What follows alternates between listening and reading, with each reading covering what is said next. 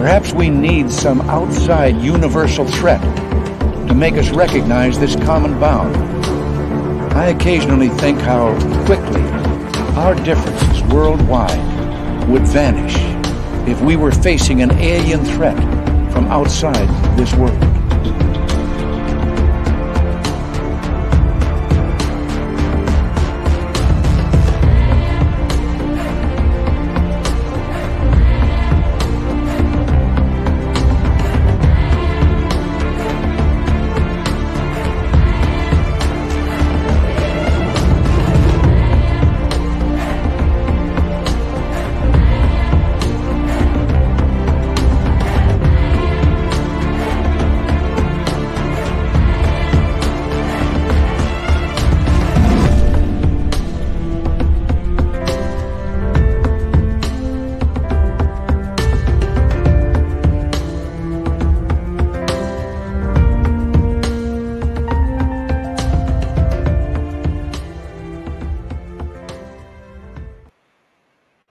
Welcome to Spaced Out Radio tonight. My name is Dave Scott, and you know when I wear the fedora on air, that means it's Guru time tonight.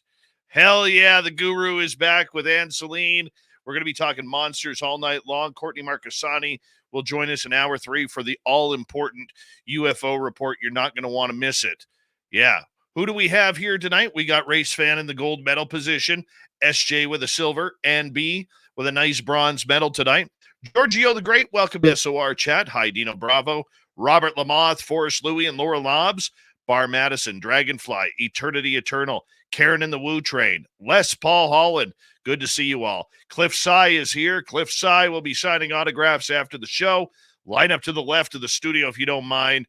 To the left of the studio. Lee the Bee and Mama Susan, good to see you both. Hi, Samantha Hazelwood Gray. And number 24 in your program, coming off the NHL trade deadline from Stockholm, Sweden, Lars Jansson. Cosmic Joe, how you doing? Brown Dwarf. T-Bone, my man, how you doing? Richard Elmore and Gory Tiger. Terrible Times, what's up? Terrible Times will be signing autographs after the show as well. Line up to the right of the studio if you don't mind. To the right of the studio. Digger Dog, Mama Catherine. Mwah! I love you, my dear. I hope you're having a wonderful night, and I hope you have a great weekend. W. David Page, how you doing? Bobby Farron, thank you for coming on in. Rock and Rory and Marty Burback, good to see you both. JSCO and Slow Motion, good to see you guys. And Susan Alloway, Nalicious, how you doing? Good to see you. Skip to Malou. Nice to have you here. Hi, Sensational Sherry. Thanks for coming on in. Doug Shelby is here. The Doug Shelby has arrived, which means we can officially start this show. All right. I got to get over to Facebook here for a second. So just bear with me. Yeah, I forgot to load it up. What do you say? Nice host. Hey, why don't you load up your own event, you weirdo? All right. Well, what the hell? I hate Facebook sometimes. All right. I don't want to set up a live event. I just want to watch the live event. Oh, let's try this. There it is. All right. Who's here? Let's just click on that. Susan Lawrence, the pride of Indiana. Thanks for coming on in. And who else is here? Mark Sanchez and his Hawaiian shirt collection. Good to see you. Woo Poo, nice to have you here. And who else is here?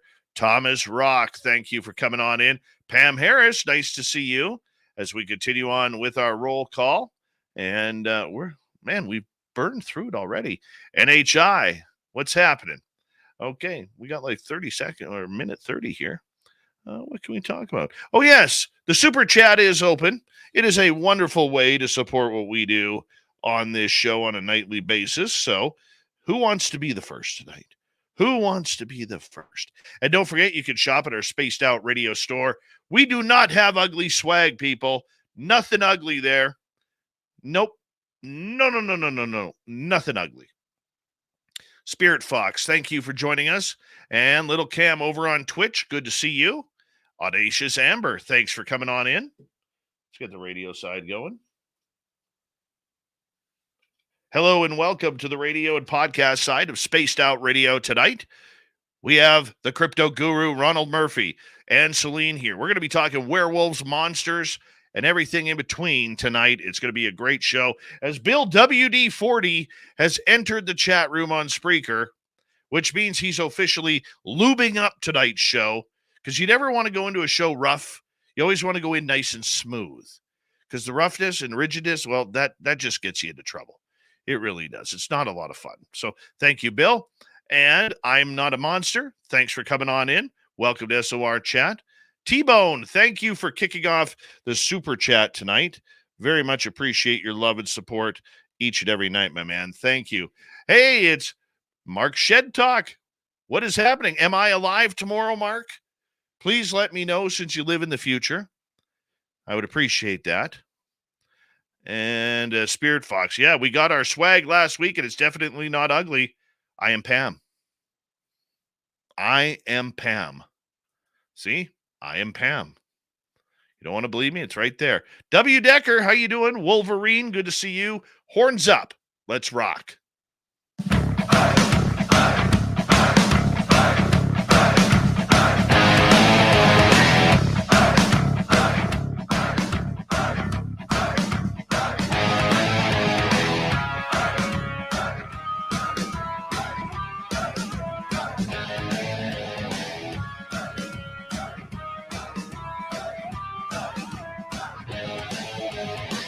Mountains of central British Columbia to you listening around the world. This, my friends, is Spaced Out Radio. I'm your host, Dave Scott, sitting in the captain's chair of SOR headquarters. We welcome you to tonight's show on our terrestrial affiliates around North America, digitally on Odyssey Radio, TalkStream Live, and KPNL. All of our archives are free. Join us at youtube.com/Spaced Out Radio. Do old Davey the favor, hit that subscribe button. You can follow us on Twitter at Spaced Out Radio, Instagram at Spaced Out Radio Show, and on Patreon in the Space Travelers Club. Our website, spacedoutradio.com. We have a plethora of features for you. Rock out to Bumblefoot, read the news wire, check out our swag as well. Tonight's show is brought to you by Chive Charities. Help make the world 10% happier by visiting Chive Charities today. You can find them on our website. We're getting deep into the monster talk tonight. Ann Selene and the crypto guru Ronald Murphy will be here momentarily. Then in hour number 3, Steve Stockton from Among the Missing, followed up by Courtney Marcassani and a UFO report that includes the release of Arrow's latest report. Yeah, there are no aliens. There are no UFOs. There's nothing. Just conspiracy theory. Yeah, we're going to rip that apart tonight. Oh, yeah. Here we go. Ann Selene is the host of the Caravan and owner of the digital paranormal broadcast station KPNL, where we actually broadcast. She's a Reiki master, intuitive tarot card reader, and loves to dive into the spiritual encrypted realm. She's had encounters with shadow entities, ghosts, and Sasquatch. And also joining her tonight, you know him around here as the crypto guru. His real name is Ronald Murphy. He's been investigating the stuff nightmares are made of for over 30 years. Ron has investigated things that go bump in the night and meticulously researched the historical and psychological context of the myths and legends from around the world. The guru seeks to uncover the archetypal precedent for the monsters that haunt our collective thoughts. And it's so good to have Ronald Murphy and Lady Ann Selene back on Spaced Out Radio. Start off with you, Guru. It's been a while, but your beard is looking nice. Your fedora looks in tip-top shape. Thank you for joining us again. I just had an iron for you tonight, Dave. It's a pleasure to be here, my friend. It's very good to have you back. Ann Selene, it's been a while since we've had you on. Thank you for joining us. You're living down in the beautiful state of Texas now. I am. It's been quite a change, and I'm so excited to be back here with you guys. It's very good to have you here. You know, one of the things that I love about the guru is his love for monsters. And the way that you meticulously and romantically really write about these creatures of the night that are, you know, things that nightmares are allegedly made of. But you put it in such a beautiful way, Ron, and you have such a divine way of expressing the experiences people have with Bigfoot, Dogman, werewolves, and everything under the sun. How do you do it? Well, I appreciate you saying that. That's very sweet of you. But I think whenever we talk about these creatures and these encounters, there is a necessary intimacy that goes along with that, right?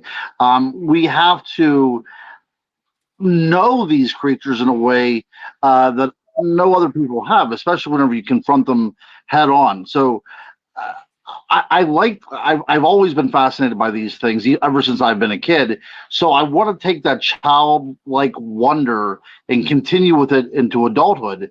And the reason why I keep on going is because of the people. I mean, that's truly it. I have yet to have any definitive encounter with the monster, so to speak, right?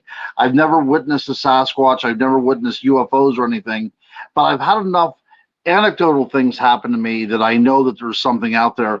But it's talking to people. It's talking to your listeners here on Spaced Out Radio, or it's talking to people that attend conferences who tell me their stories. And that, my friend, is why I'm here. And the reason why I write about it is because I want to get closer to the truth as much as they do. Because when we are encountering the supernatural, the preternatural, whenever we are encountering something that's beyond our knowledge, the metaphysical, we really need to come together. I mean, we do need to come together as a whole, and instead of everybody fighting. A lot of fighting in the paranormal field, but I would like to see UFO guys come together, Bigfoot guys, Dogman guys, and just kind of put it out on the table, because I think that this is all interconnected. I believe it's interconnected as well. And, that's why we've started labeling everything around here the phenomenon, because it's such a plural word that has everything going on. And I think, Ron, we started talking about this about 5 years ago, if you remember, about whether or not everything was connected. And it's good to see that more and more people are looking into the connection of everything. And Ann, I want to bring you in here for a second, because you have been a lover of the spiritual world, a lover of everything paranormal and supernatural, but now you're delving right into the cryptid world with everything. How much of a change is that, going from something where you were very defined and refined in what you do, but now you take the step into looking for monsters? It really comes back to that experience when I was on with you, where I felt that I had this experience with a Sasquatch, but the more that I thought about it and the more that I really journeyed through all of the spiritual and learning more about the cryptids, it really took a turn. And it made me think that what if there's some kind of missing link here that is blending the spiritual with the physical, and whether it's a shapeshifter or whether it's something that we're projecting, which is one of the things that Ron and I have talked about a lot lately. And, if we could be projecting, if these things could be coming from us. And I think that a lot of the times, so many different camps, you have the people that really only stick with the spirituality, or they only stick with the cryptids. But if we are to really try to find the answers, if we really want to delve deeper, we have to start blending things and looking in places that maybe we wouldn't want to, originally. Yeah, and I think says what it's all about, Guru, is exactly what Ann's saying. In order to do this type of research, we got to be able to get a little bit uncomfortable. It's not going to a graveyard. It's not going into a haunted building. The forests are vast. The forests have no beginning, and they have no end. I mean, there is something very difficult about walking into a forest and just not knowing what's watching you. It's actually, that's part of our DNA, right? I mean, we still have that it's not quite atrophied in us yet. We have that flight or fight response when we enter places, because we don't know what's lurking in there. We feel as if we could be prey. So that is instinctually still within that reptilian part of our brain, that there's something out there that could harm us. And that's why it's still a popular trope even today, the deep, dark woods. But I will also have to say this as well. As much and as fascinated as I am by venturing into the woods and doing research, I think there's also something to be said about that forest that is made up of the gray matter that exists within your mind. That is also a very scary place to delve into. And sometimes whenever you go too deep within the human mind, there's things there that you find that you never were expecting, and they can scare the heck out of you. I love that. That's so true. Yeah. So what we do as human beings, as what Ann and I are talking about in the book that we're creating, is that human beings are capable of very heinous things. We don't like to admit that people can be predators, that people can, start wars, that people can do terrible things to their fellow man. So we like to put a mask on them, and we like to call them vampires or werewolves or witches or whatever kind of thing is just foreign enough to us that we can say, yes, the other did it, right? The quote unquote, the other. But in actuality, whenever you look at these myths and you look at these legends and you look at these monsters, whenever you get very close, it's like a Scooby-Doo cartoon. You can pull that mask off, and almost invariably underneath that mask is going to be a human being. Very true. Very true. It's like Scooby-Doo, just like you said. But monsters, Ann, for people who may be listening to this for the first time, we really don't know what monsters are. We think of monsters, we think of horror movies, we think of sci-fi features, but a lot of people don't believe that there are cryptids and monsters running around the forests of North America and around the world. We're going to focus more on North America here, obviously, because me being in Canada and you guys in the United States. But how do we tell people or teach people about mythical creatures that exist, but people don't believe it?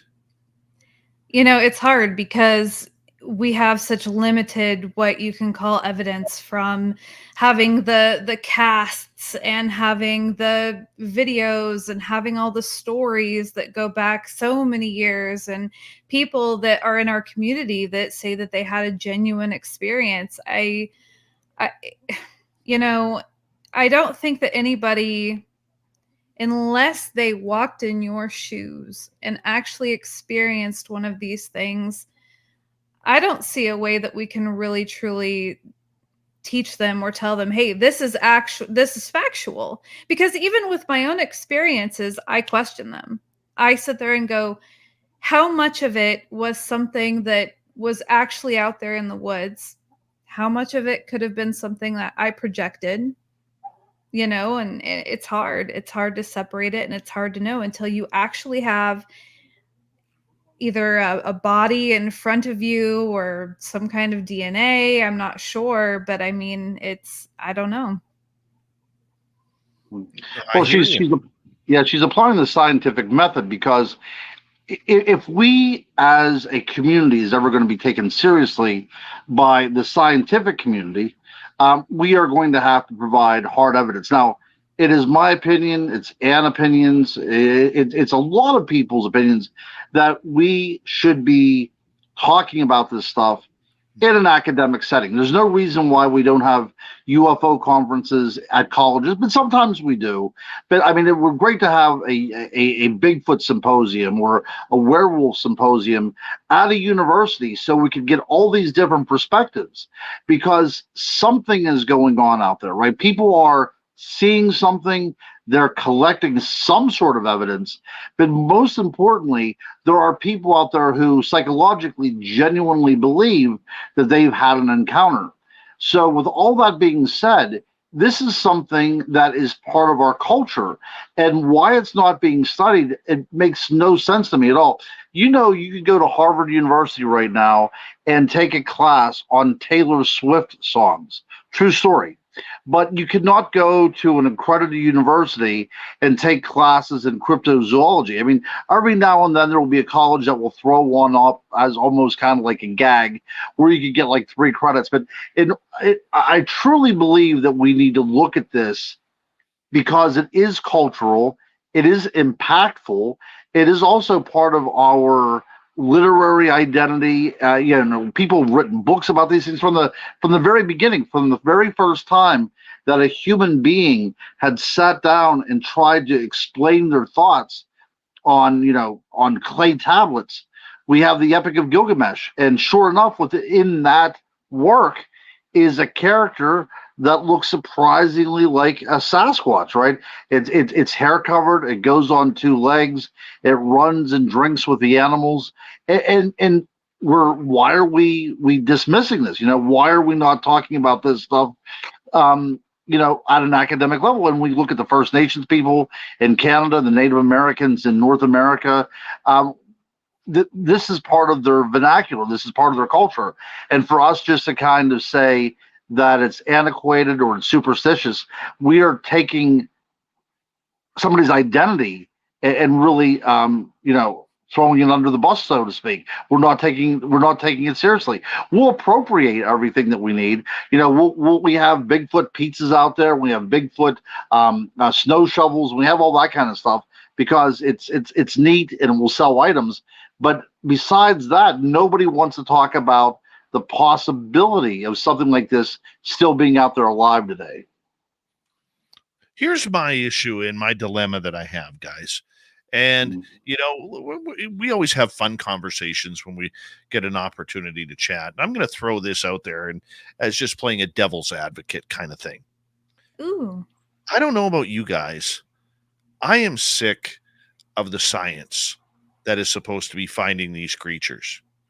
Okay, we have a bunch of people who have never had experiences for the most part, going out there trying to scientifically create something that the phenomena has no control over, or the phenomena has full control over, and yet they are quick to deny people's experiences, people's videos, people's photographs, people's evidence, footprints, tree markers, and anything that goes on in between.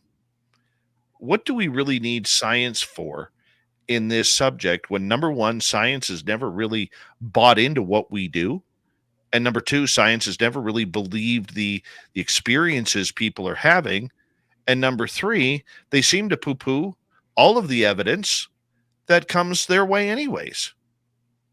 Who wants to take that one? That's true. It's and this is why, my question then would be, have we been separate? Has the metaphysical and spiritual been truly separate from science this entire time? What attempts have been made to merge the two? Have there been? Yeah, so I do like what you're talking about there, and so I think science has started to become very narcissistic ever since I guess going back to the Enlightenment, right? Because you had Paracelsian science that recognized, fairies and elementals and things like that, and you had people that were actually vampire hunters up into the 1700s based upon science. And then we kind of threw all the superstition away and said, we're only going to talk about facts. And like you said, Dave, that's a great point. Bigfoot, UFOs, all that kind of stuff reside in a separate category. They don't abide by our physics. They don't live up to our standards. But I think science can at least inform us on some other things. Recently, within the past 10 years, science has come out and said that trees have the ability to communicate with one another in this kind of web structure in the forest. So the idea that the forest is alive and even in a way communicating with each other is astounding, because if that can happen on that level, what else might be going on, behind the scenes, so to speak. So science can give us glimpses of possibilities and inform us that there's something else out there that we simply do not know or do not see. And even though we don't know it or don't see it, doesn't mean it's still not happening.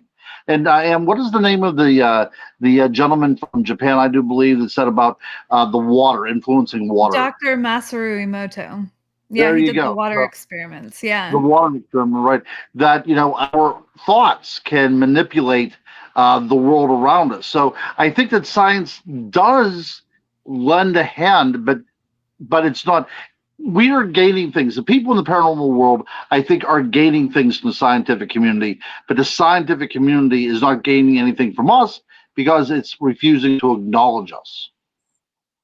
Well, and I think that's a good point. And I want to be clear that I said that question as a devil's advocate. It's not that I'm trying to, put down science or the scientific revolutions within our community. Okay, I do think that we all want to know really what's going on, but we don't know what the questions are that we're trying to solve. I mean, you look in the paranormal community where you have 98% of the people out there who are there for a thrill, like myself. Okay, they're not out there to solve mysteries. Okay, you get the cryptid community that's out there trying to think. They can't figure out what they're searching for. The flesh and blooders refuse to hide behind the word science because they are too busy trying to make themselves look more professional. The woo people sometimes take it too far. People out there thinking that Sasquatch is a human being and deserves voting rights. Okay, I mean, we have those people too, and the UFO world is just as mixed up as well. I think science has a big part in what we have to do to move forward, but I'm just not sure how science can actually help when we can't recreate any sort of experimentation, Guru. Right. So that's the thing. But maybe we can replicate certain types of things if we were allotted the opportunity to do that, right? So a lot of people out there do use the scientific method, but I think it's going back to when we started the show, because like you said, there's people that are in flesh and blood camps. There's people that are in, interdimensional camps. And these people don't like to work with other people within the community. So a lot of things are being thrown out. A lot of evidence isn't being collected because it doesn't meet that particular scheme of the person investigating. I look at the quote by Benjamin Ravard from Skeptical Inquirer magazine. He said the biggest danger to Bigfoot researchers is not the outside world, it's the researchers themselves, the other researchers. Because if somebody comes up with an idea or a theory, it's going to be relegated to the realm of derision. And we see this all the time. We see people openly fight on social media because of differing personalities, differing theories. Somebody thinks the other person's overweight. We have a lot of people fighting like school kids when we are supposed to be investigators, right? Not professional investigators, because of course in this field nobody can be an expert. But I think the reason why nobody can be an expert is because every time we get close to the truth, or close to, maybe not the truth, but close to the holy grail, if you will, somebody comes in and knocks it out of our hands, or makes us look like we're imbeciles, or takes our data and throws it away, whatever the case may be. But we're doing it to ourselves. I don't think the scientific community is coming in here and doing anything like that. I don't think there's a conspiracy theory there. I think what we're doing is we're just simply not respecting other people's beliefs, and we're not taking each other seriously. That's my 2 cents. And I do a lot of conferences, and we see a lot of things like this happening. I have a lot of friends in this business, and it's a shame to see so much bickering and fighting. Well, you know what? In the next half hour, we're going to turn the ticket. We're going to get into some monster stories with you guys, because I think it all comes down to, that's what we like to do around here. Bring the stories, bring the fun back into this. There's too much seriousness going on in this world, and many people out there just want a little bit of a getaway from the everyday norms. The crypto guru, Ronald Murphy, Lady Ann Selene. We're talking monsters, werewolves, Bigfoot, you name it. We're going to talk some stories when we return on Spaced Out Radio right after this. Stay tuned, everybody. We got a good show ahead.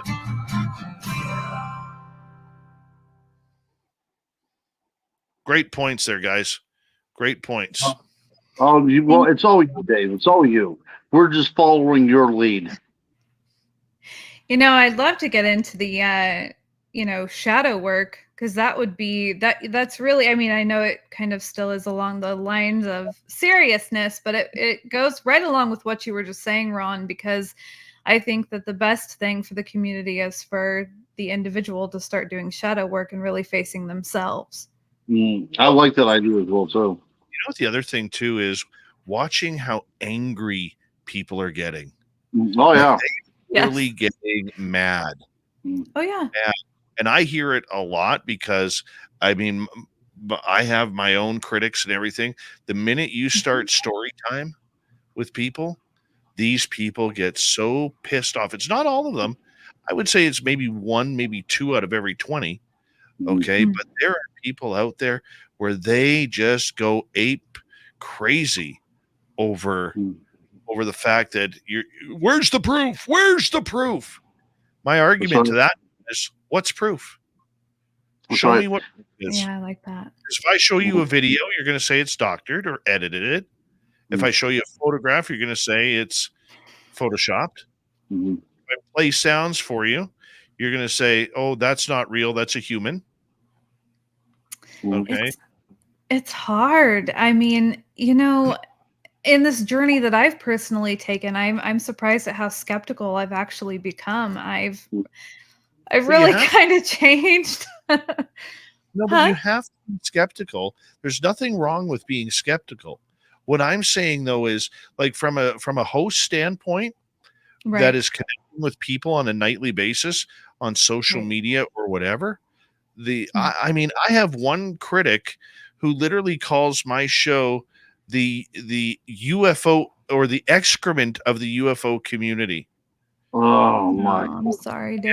Yeah. That's how. Oh, I love it. I fucking love it. My language, but hi, Michael Fontaine. And it doesn't bother me because I just look at the source, right? Right. Him true. and his 8 followers, pledging allegiance to Kevin Randall. It's it gets a little ridiculous, right? However, the way people are just getting so angry these days, it's just it's ridiculous. And I'm just trying to bring, I think the focus that we have to do is try and bring those stories back, because it's getting way too heavy, way too accusatory. I had one guy one time where I was telling my story about the alien encounter Samantha Mowat and I had. And he's like, it didn't happen. You're making that up. You're a liar. The typical comments. And so my response was, were you there? Do you know where where we were in Mission, British Columbia? Because when I walked into that forest, I didn't see you there. Were you hiding behind a tree? That's just good. the hell out of them, right? See, it's interesting because it makes me sit there and go, why are you so angry? Who hurt you? What are you not healed from that you're projecting this? Like, that's what I want to know. Because it has nothing to do with you.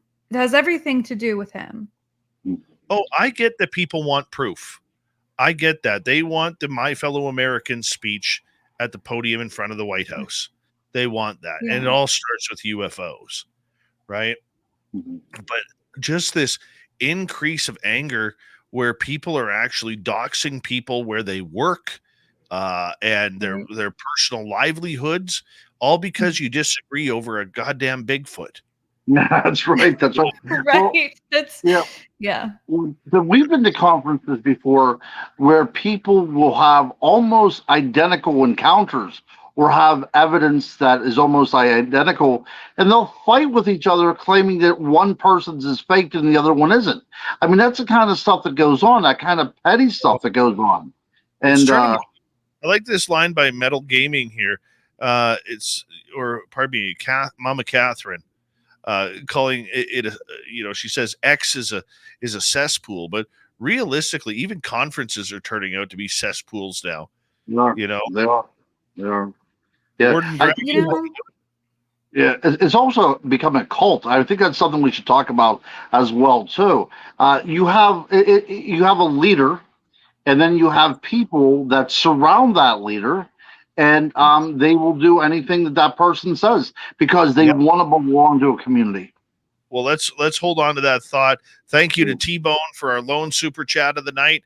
Very much appreciate the love and support, guys. It's a great way to support what we do.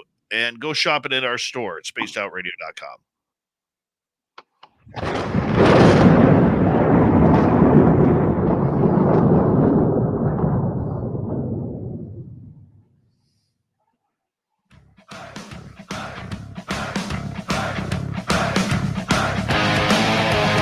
Second half hour, Spaced Out Radio is now underway.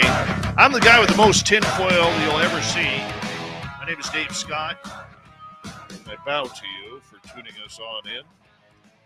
Want to remind all of you that if you've missed this portions of this show or others, check out our free archives by going to youtube.com/Spaced Out Radio. Do old Davey the favor, hit that subscribe button. Our website, spacedoutradio.com. We have a plethora of features for you. Rock out to Bumblefoot, read the news wire, check out our swag as well. Follow us on Twitter at Spaced Out Radio, Instagram at Spaced Out Radio Show, and on Patreon in the Space Travelers Club. Here we go with the crypto guru, Ronald Murphy and Ann Selene. We're talking monsters tonight on Spaced Out Radio. How much more fun can it get? Ron and welcome back. Thanks for having us. All right. We got through the serious stuff in the last half hour. Let's get to some fun stuff now. And let's start with you here because, you've been indoctrinated into the Bigfoot world here over the last couple of years. And you've heard a lot of great stories. You've seen a lot of research going on. I'm curious, is there a story that sticks out for you that, even has you scratching your head? Gosh, one in particular, no. Unfortunately, I don't mean to let you down. I don't have an amazing story to share, but collectively, it's been. I'll say it from my perspective of starting out in a more spiritual line, thinking about, I really did kind of lump Sasquatch into more of your aliens and Loveland Frogmen and all that kind of thing, very fantasy-like. And it's now with seeing more evidence. Well, I don't want to say evidence, but the casts, and the findings of people's stories and supposed nests and all this stuff, to see it change from something that's spiritual to something that is more physical has been an interesting journey. And it's really left me, I really don't know what to think about it. I think that there's a possibility that there really could be a flesh and blood Bigfoot out there that is nothing different than, like our great panda. It's something flesh and blood, but I think that there is something else out there that could possibly shapeshift and somehow maybe it knows part of our, because there's people that see Dogman, there's people that see the Sasquatch. Could there be something that could read us either energetically or our ancestral DNA and then take the form of that? So it's really just left me with a lot more questions. Right. And what questions do you have? Because I'm sure they're very similar to a lot of our audience who has questions about their encounters as well. Oh my gosh. Well, my questions would be, how could something like that truly exist in flesh and blood form? Especially if how did we not find it if we found other things like the great panda or the okapi or, what have you? These things have been found, but why hasn't Sasquatch been found? And what of the stories where there's footprints that just magically disappear, or the UFO sightings that go hand in hand with it?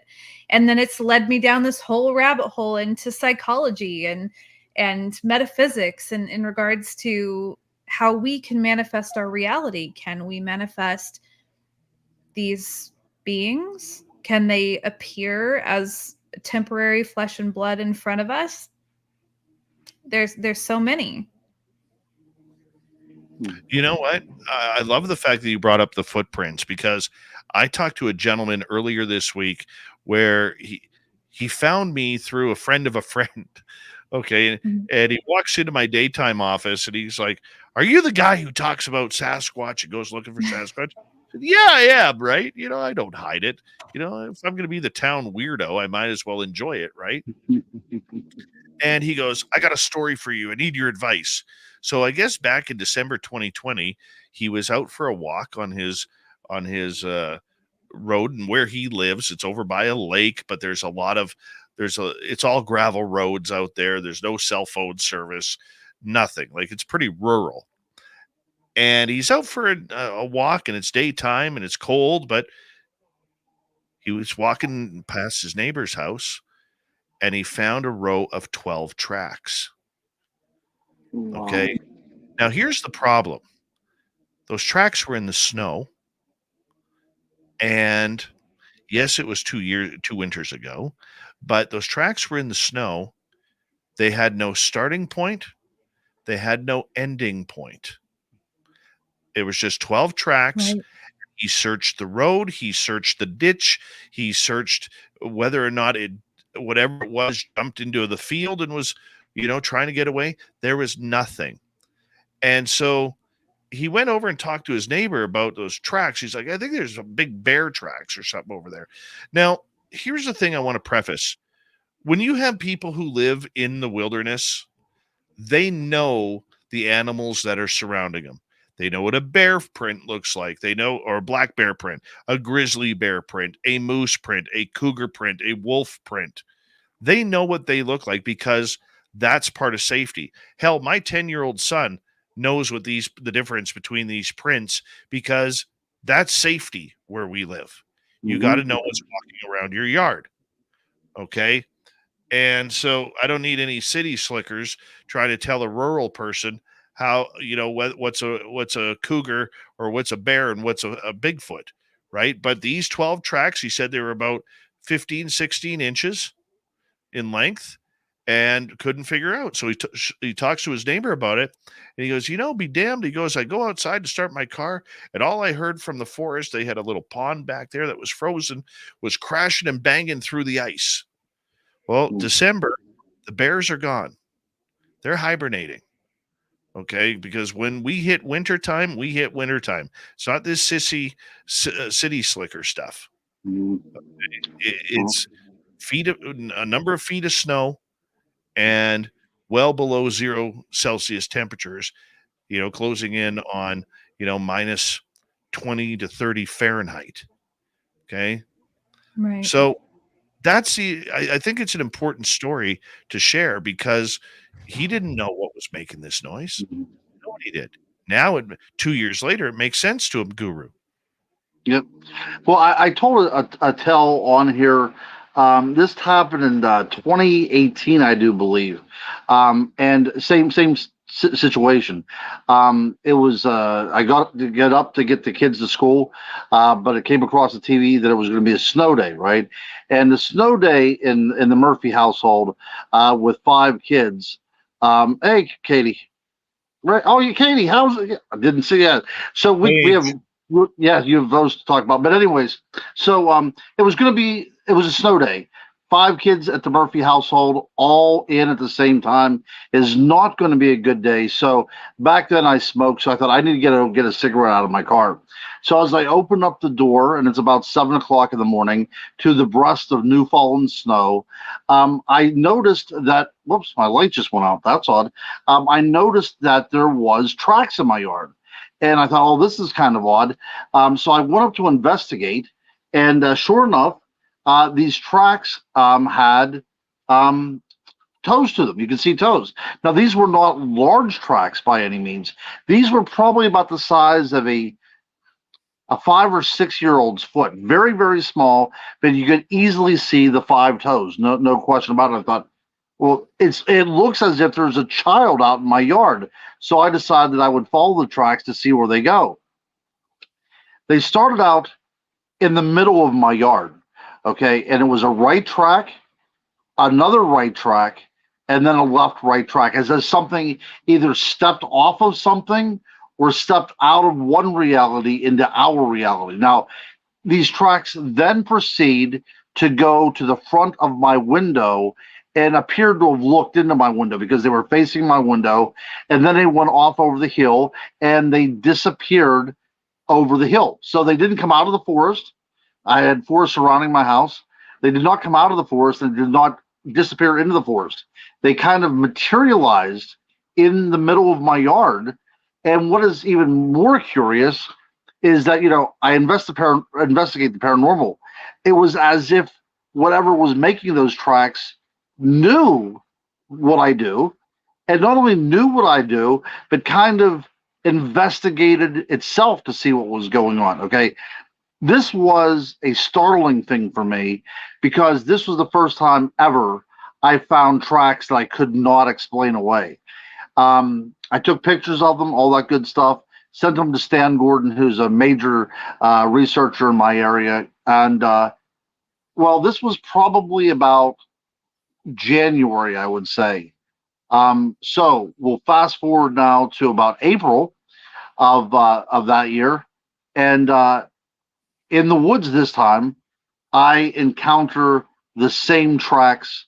This time I have my kids with me. I compare them, all that stuff, take pictures, lay a dollar bill beside them just to show people what I'm looking at.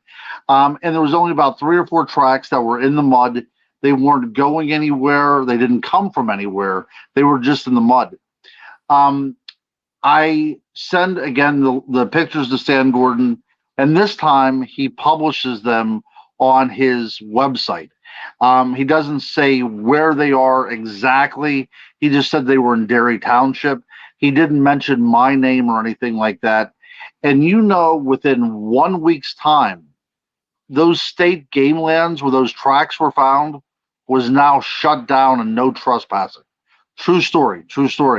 About a mile from there was another game lands.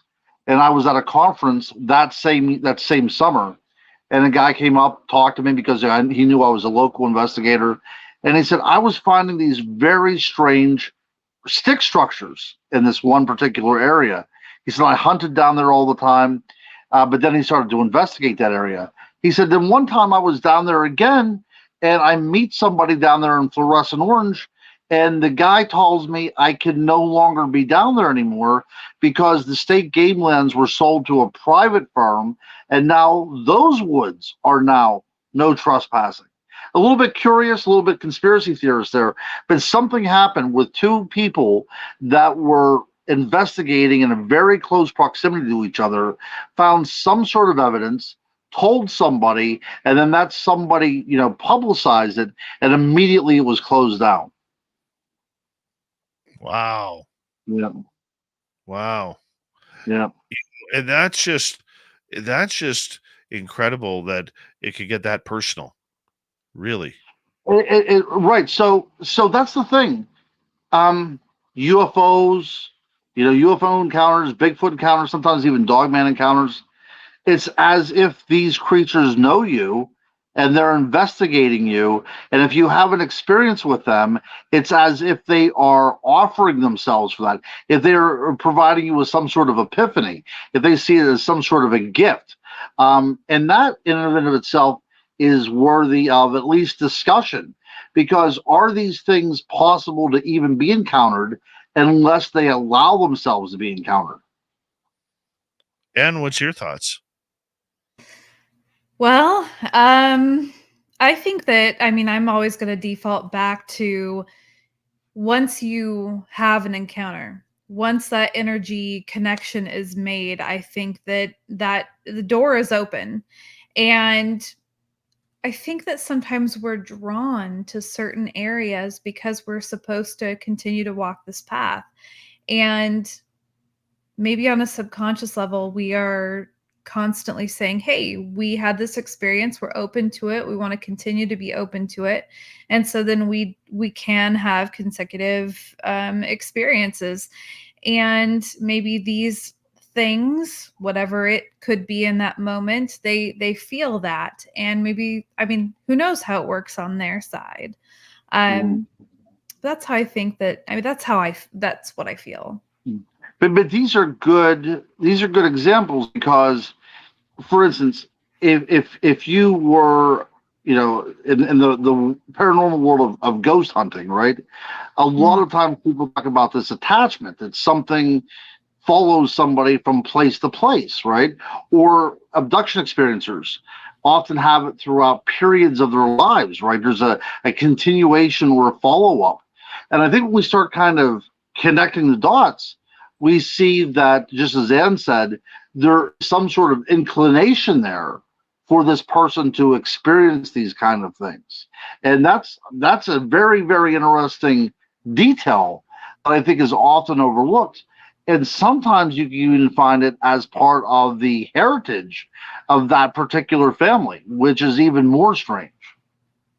Right. Well, and the other question, as you were talking about that, I'm thinking on an energetic level, on a spiritual level, what does it do to our vibrations? Are we here and we have these experiences, and with each experience, does it raise our vibrations?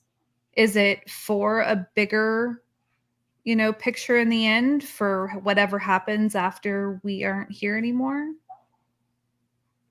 That's a good point, because one of my theories too, Dave, is that we're all creatures of vibration, right? The whole world is made up of vibrations. And when we talk about Bigfoot and Dogman and everything like that, they have their very own unique vibrations. And I think in order to experience these things, and maybe to continue experience these things, there has to be that kind of frequency link up. And like Ann said, is it possible that if you have one experience, that does do something to your energy where you're constantly able to sync up with the unexplained around you? That's a very strong possibility. And I think that's oftentimes the way mediums work. Do you agree with that as well too? That there's all these energies coming at you, and you're able to tap into these energies and kind of decipher what's going on in the world around you. Yeah, I would agree with that. All right, we got 7 minutes to go here. And Guru, I want to hit you up for one of your famous stories here about running into some of these creatures. Where do you want to go? Werewolves, Dogman, trolls, gnomes? Oh, wow. Yeah, I wish I had a good note. I will tell you a story that did not happen to me, but did happen to somebody that I had interviewed and I included in one of my books. So I live on the Chestnut Ridge here in Western Pennsylvania. And there was a gentleman who told me this story about 2 years ago, that he was walking in the Chestnut Ridge, and it's not overly forested. I mean, it's forested, but it's not old growth forest. It's about third growth forest. So the trees aren't very, it's not like the Pacific Northwest. But he was walking through the woods, and he comes to a little clearing that was devoid of any trees, and he noticed in that clearing there were two creatures that were wrestling with each other. He said they looked like brownies, and I think that was only because of the popularity of the Harry Potter series, and there was a little brownie in there. I think that's what it was. But he said that's how he explained they looked. He couldn't remember if they were wearing clothing or not. He said if they were wearing clothing, they were so in tune with the natural environment that you could not tell if they were clothes or it was just part of the woods around them. So very camouflaged little creatures, right? And while these little creatures were wrestling, he was standing there watching them for several moments, probably not minutes, but probably just seconds. And then one of the creatures noticed that they were being watched, and he said that the creature got up off the ground and ran and disappeared in the side of the hill. Now, it was very adamant that there was no hole in the side of that hill. It simply was absorbed into the hillside.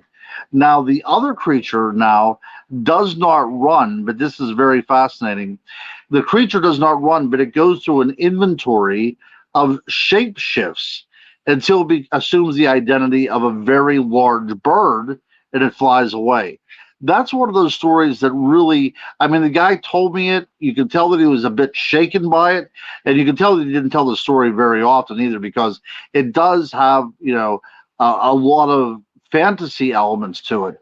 But I mean, is it possible that there is a world out there that exists with our world, like right underneath our world? Like if you have an onion and you take off a layer, it's like right below that layer, that every now and then we meet the denizens of that world. And I think that might be what happened at that particular time. And the same thing that happened to me with the footprints that I experienced as well, too. I don't know necessarily if that creature is always in this world, but I will tell you, whatever happened that day whenever I encountered these footprints, it is my belief that that creature is not from this world, but comes to this world just every now and then, whether it's interdimensional or what have you.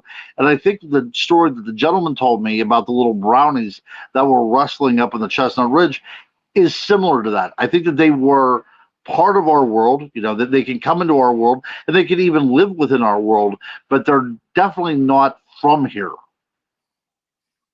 Wow. Well, where do you think these creatures come from? Do you think there's more chance that they are coming from a dimensional type of realm, or do you think they're being dropped off at outer space by aliens? Let's turn up the woo here a little bit.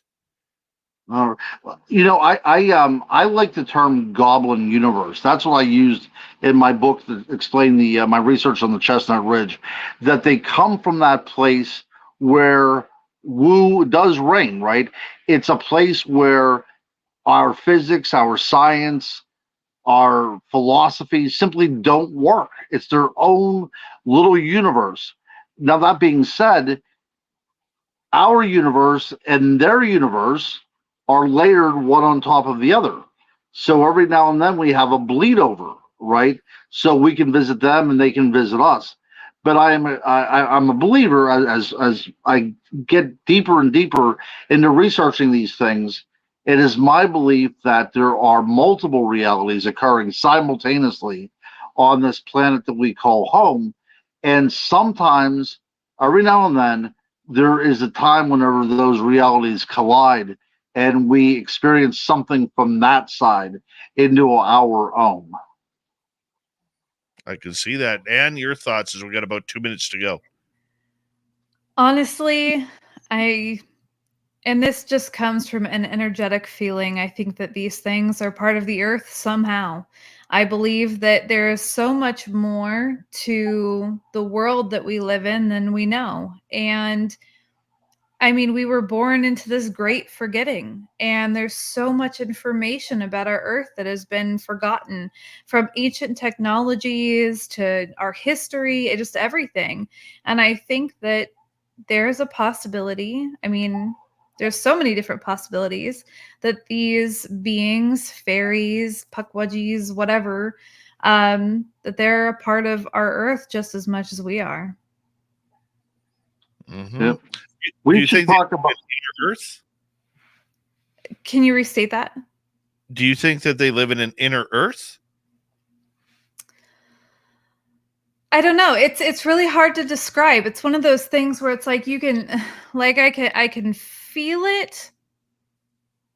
Like energetically, it makes sense, but to try to put it into words, like I'm not really sure where they would come from. Why we can't see them? Maybe.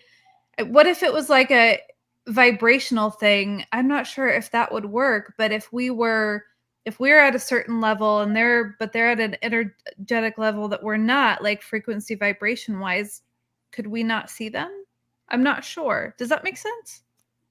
I think that makes great sense. And Guru and Ann, I'm going to get you on that note to hold on right there, because hard to believe we're already through 1 hour here on Spaced Out Radio. When we return, these two have a book coming out in a couple months. It's going to be on werewolves. We're going to find out about werewolves when we return with the crypto guru, Ronald Murphy, and Lady Ann Selene of KPNL. And we are going to see what werewolves are all about. See, me, I can't figure out whether a werewolf is a dogman as well, or if they're two separate creatures. We got to find out from the guru and Lady Ann when we return for hour number 2. And we'll try and sneak in some of your questions as well. Spaced Out Radio continues for the next hour, right after this. Stay tuned.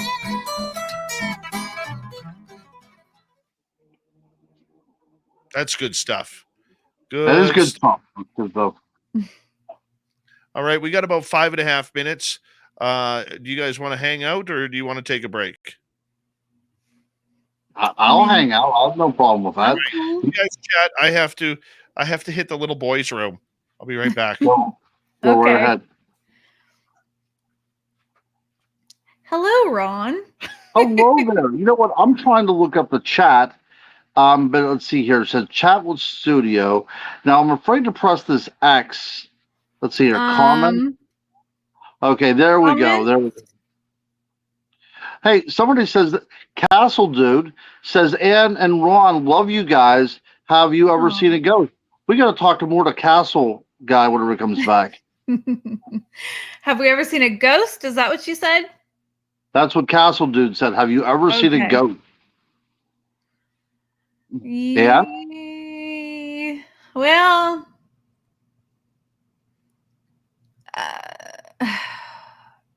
I wouldn't consider a shadow entity or a cloaked figure a ghost. And I wouldn't consider an orb a ghost.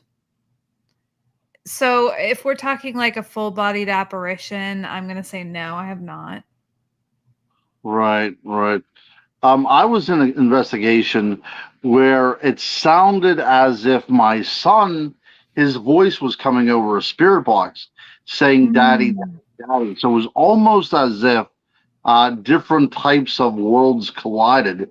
But as far as a ghost, I would say yes, because I do believe that I saw my grandmother shortly after she passed away. But there's also this idea of wish fulfillment involved, and there's ideas that I missed her, so she was on my mind. So so it would be easy for me to project her onto a world that I needed her in. But I do feel completely 100% that I did experience a ghost, but not the demon sense of things like that. And I think that most times people have a paranormal encounter that involves ghosts. 90% of the time, they're not frightening. That is television crap, right? Mostly people that experience a ghost or haunting are actually comforted by it, because they are gifted with the knowledge that the soul goes on, and quite probably that the person they miss so much is still with them. I agree with that. Definitely. A lot of the encounters, there was one guy who used to call in, and I'd get messages from him in the early days of the Caravan, and he would tell me of his ghost encounters that he had, and they were beautiful. I remember there were times that I cried because it was just, it gave me that hope. And I think it can be a beautiful thing. I think that the whole demon negative is very sensationalized. It's drama. People love that, and it's just very, I'm not in that camp. I think I'll stop there. It is sad. It is sad. And if you look at what's going on in the paranormal world right now, we're not going to mention any names. I think ghosts and spirituality is a very opportunistic way to take advantage of people. I think people have been doing that for thousands of years, ever since you had shaman that wanted more, or priest that wanted to benefit from it.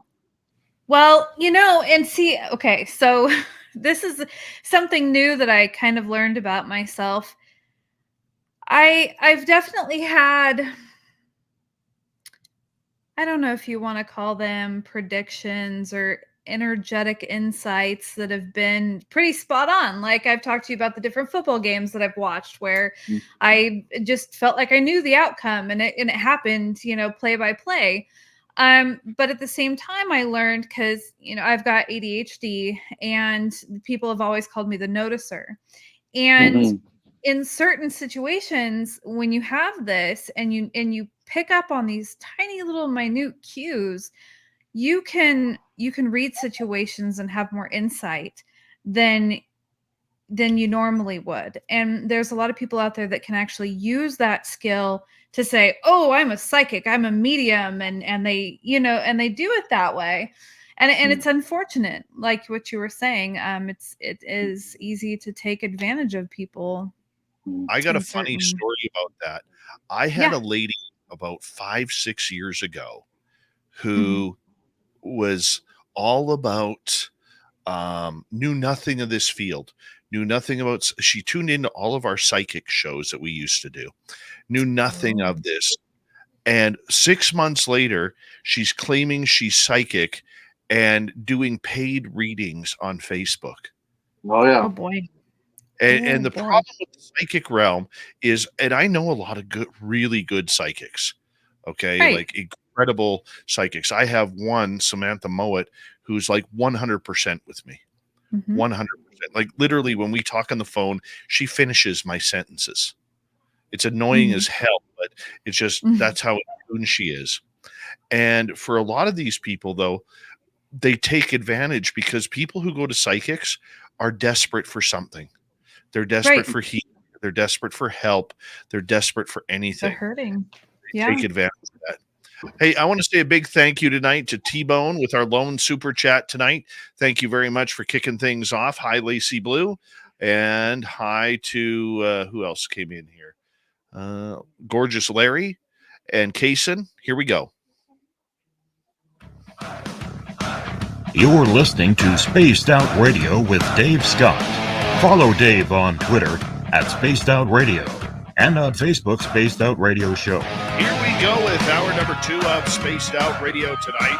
Thank you for joining us. My name is Dave Scott. Always appreciate earning your listening ears wherever you are on this beautiful planet we call Earth. Hi to everyone listening in on our terrestrial affiliates around North America, digitally on Odyssey Radio, TalkStream Live, and KPNL. All of our archives are free. You can always join us at youtube.com/Spaced Out Radio. Do old Davey the favor, hit that subscribe button. The Desert Clam has set the password for tonight in the SOR Space Travelers Club. Lacertiform. Lacertiform is your password. Use it wisely, Space Travelers, as the Clam sets the password each and every night right here on Spaced Out Radio. Our website, spacedoutradio.com. We have a plethora of features for you. Rock out to Bumblefoot, read the news wire, check out our swag as well. Follow us on Twitter at Spaced Out Radio, Instagram at Spaced Out Radio Show, and you can join us on Patreon in the Space Travelers Club. Here we go again. The crypto guru, Ronald Murphy, Ann Selene. They are currently in the process of writing a brand new book on werewolves. And Ron, Lady Ann, thank you for joining us tonight. We very much appreciate it, Ron. We are glad to be here. Thank you. Excited. All right. And we're going to start with you. Werewolves. In your opinion, is a werewolf a human that shapeshifts, or is it a completely different creature? I really don't believe that a human can shapeshift into a werewolf. Yeah. As far as being a dogman, if dogmen exist, I could understand how it could become the werewolf and maybe mixed up. It's hard. See, with our book, I have to there's a process here. So with our book, we started studying ethnosynology, which is the early relationship between dogs and men. And with the way that this relationship began and being able to have food and shelter and just such a long standing, it's really interesting to see how we went from walking side by side to then all of a sudden merging somehow and becoming this monster in one area, but also the deification of them as well, like when you see Anubis. Ron, if you want to jump off on that. I think, yeah, what you said it beautifully. So I think we think that dogs and wolves played an important part in our evolutionary development. That they communicate, the way they hunt, all this kind of stuff really is very human-like.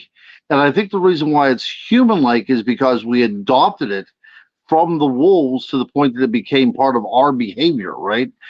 Because at one time we were the low man on the totem pole, and we had to compete with wolves and everything else in order to survive. So in order to survive, we had to look to see what was going on in the environment around us. And I think that is why our relationship with dogs happened so early, is because we were constantly around them, observing them, and probably even taking their food off of them. But somehow the tables were turned, right? We were able to domesticate them. So now the big bad wolf becomes our companion, right? But it was a process that went from fear to familiarity to domestication. And we can see very early on with like the cult of Anubis that we understand that there is a wild nature within the dog, and probably something that is not going to be completely ever domesticated. There's always going to be a feral aspect to the dog and the wolf. And in order to negotiate with that part of the animal, it was important for us to anthropomorphize it, because if it looks like a human, maybe we can deal with it like a human does. But it's an interesting process, but it also follows similar lines. So if you look at the Dogman here in North America, dating back to probably 1,000 BC, so probably 2,000 or 3,000 years after the cult of Anubis was established, we see that the Dogman here operates within funerary aspects. They are around, burial mounds by the Native Americans. Even Linda Godfrey pointed that out, that they often are seen as almost protective spirits in and around funerary sites. And it's obvious that that's what Anubis was as well too. So how did two cultures separated by time and space have very similar ideas about how the Dogman works? Now, whenever I wrote my book called on Dogman, on the Trail of the Werewolf several years ago, I do want to point out this. I think when we talk about Dogman and werewolves, we're not so much talking about transformation, we're talking about intelligence. So the were part of the werewolf, WER, means man. So this is the way I read it.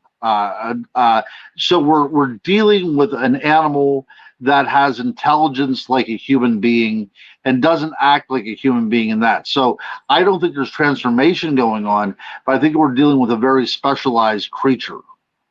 Okay, but let me throw this at you, because my sister last year retired after almost 35 years as a prison guard.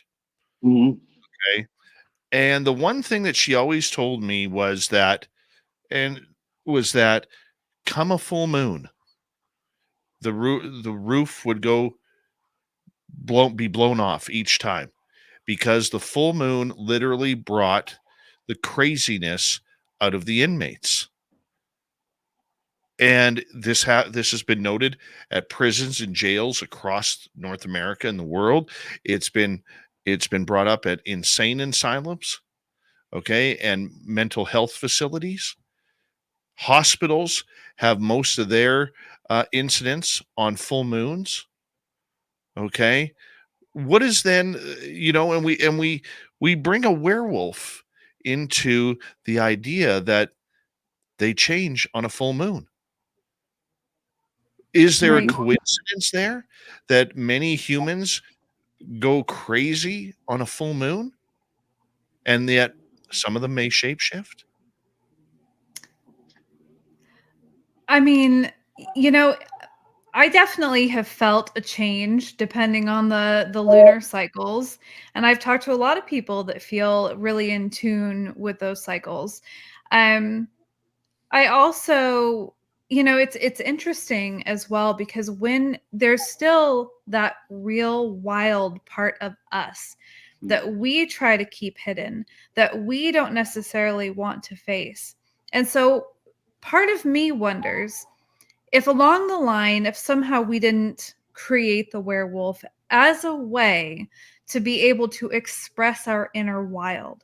And then as we somehow like enacted this, maybe some people wore the skins, maybe they behaved that way, maybe they went out under the full moon, as we did this to be able to connect with that side of us, could we have thus as well manifested into being a creature that was then both human and wolf, creating this dogman type of creature? And then I would be really interested to know people's, how would I say, their personal experiences in life who have had dogman encounters and their connection to their wild side and their spirituality and everything, if that makes sense.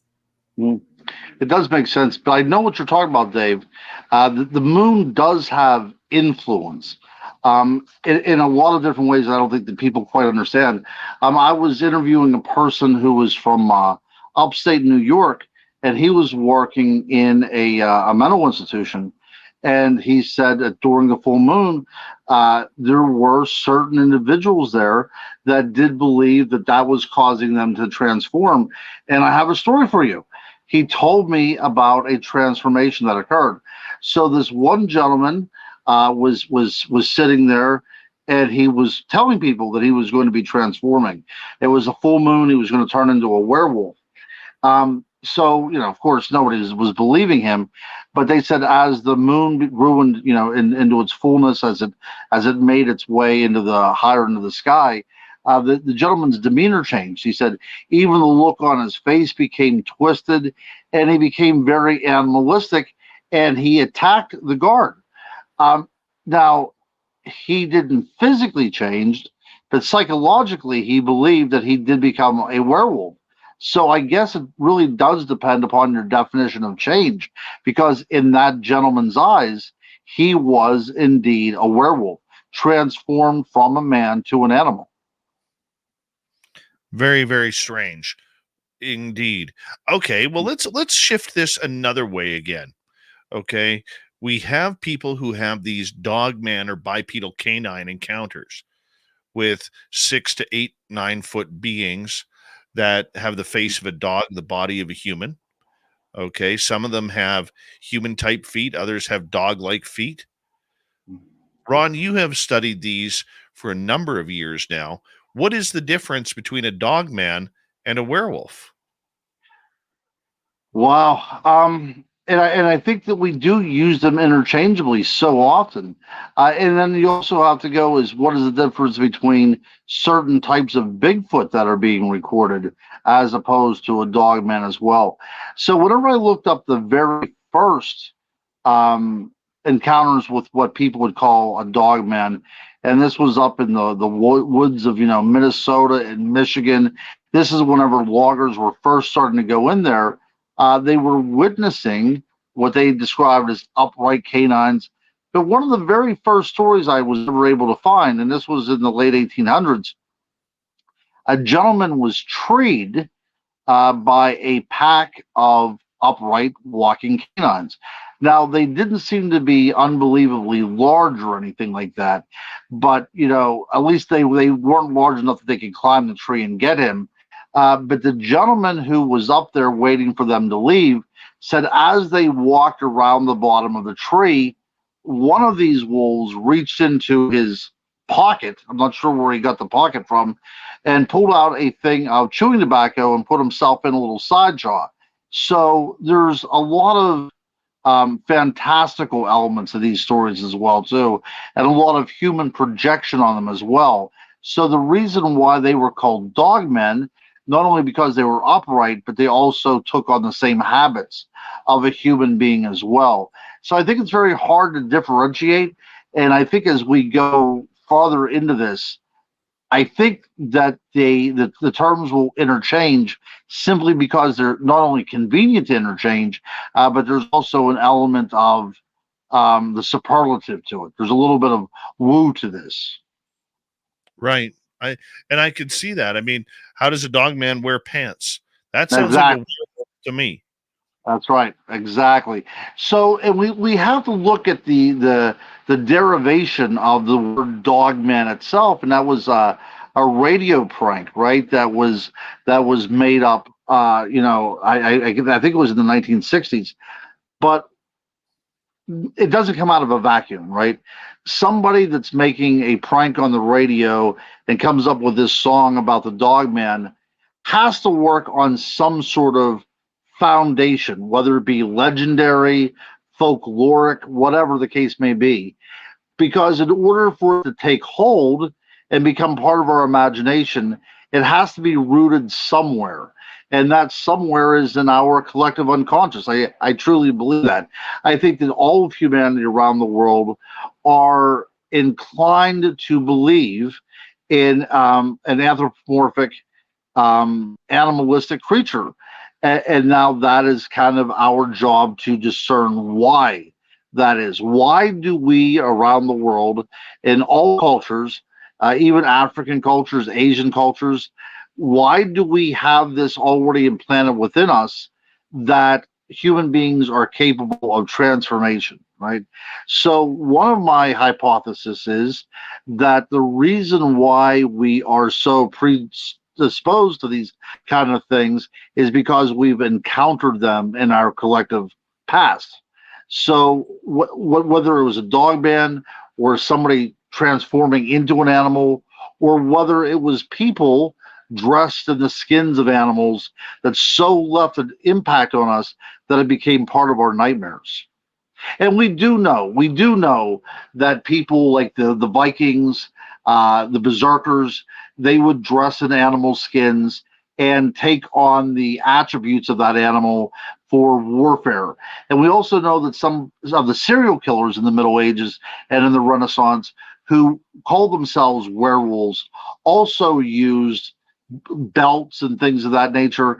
And what is interesting is the cult of Anubis in Egypt also had part of their cultic services of the donning of a belt made of a wolf skin. So the idea that skins can transform somebody into an animal is quite ancient. So one of my hypotheses is that people, probably coming out of the last ice age, when food was very scarce, may have encountered a tribe of individuals that dressed as wolves, assuming the attributes and the abilities of that wolf, and may have even been preyed upon in a cannibalistic way by this group of humans. And ever since that time, that has so upset us as human beings that has now become part of our collective unconscious, and that's why we are apt to believe in werewolves. And would you ever want to go into a werewolf / dogman area? Well, honestly, I would. I would. Whether, and that doesn't matter if it's werewolf, dogman, Bigfoot, UFO, I'll go. Yes. So let me piggyback on that for a second. I always wanted to do that as well too. So there's a particular area on the Chestnut Ridge that has a lot of dogman activity, right? And I started to look at some old maps, and I found this one particular place called Pack Hill. Pretty strange, right? Pack Hill. Well, wolves run in packs, so I thought this might be an interesting place to investigate because not very far from that site, an elderly lady reported one night she looked out her window and there was these two very tall figures walking down the middle of the road, and they went under a street light to the back of a 7-Eleven, and they bent over at their waist and reached down into the dumpster and was going through the dumpster. So I thought, well, these creatures would have to have some place to hide, right? So I thought, well, let's start at this area called Pack Hill because it's been so named for about 100 years. So maybe something is going on there. So we go to the area called Pack Hill, and we find this one particular trail, I guess, that would go up the hill. It was much more just like a game trail more than anything. We go up the hill, and we find at the top of that hill a cave, which is crazy. And a couple of the researchers went inside of that cave, and it was interesting because from that cave you could see the whole town below you. So it would be the perfect place for a dogman to have a lair. But I would not go into that cave because number one, I'm claustrophobic, and number two is I have no desire to be ripped to pieces by a dogman. So as much as I like to investigate the dogman, the idea of encountering one scares the pea and vinegar out of me.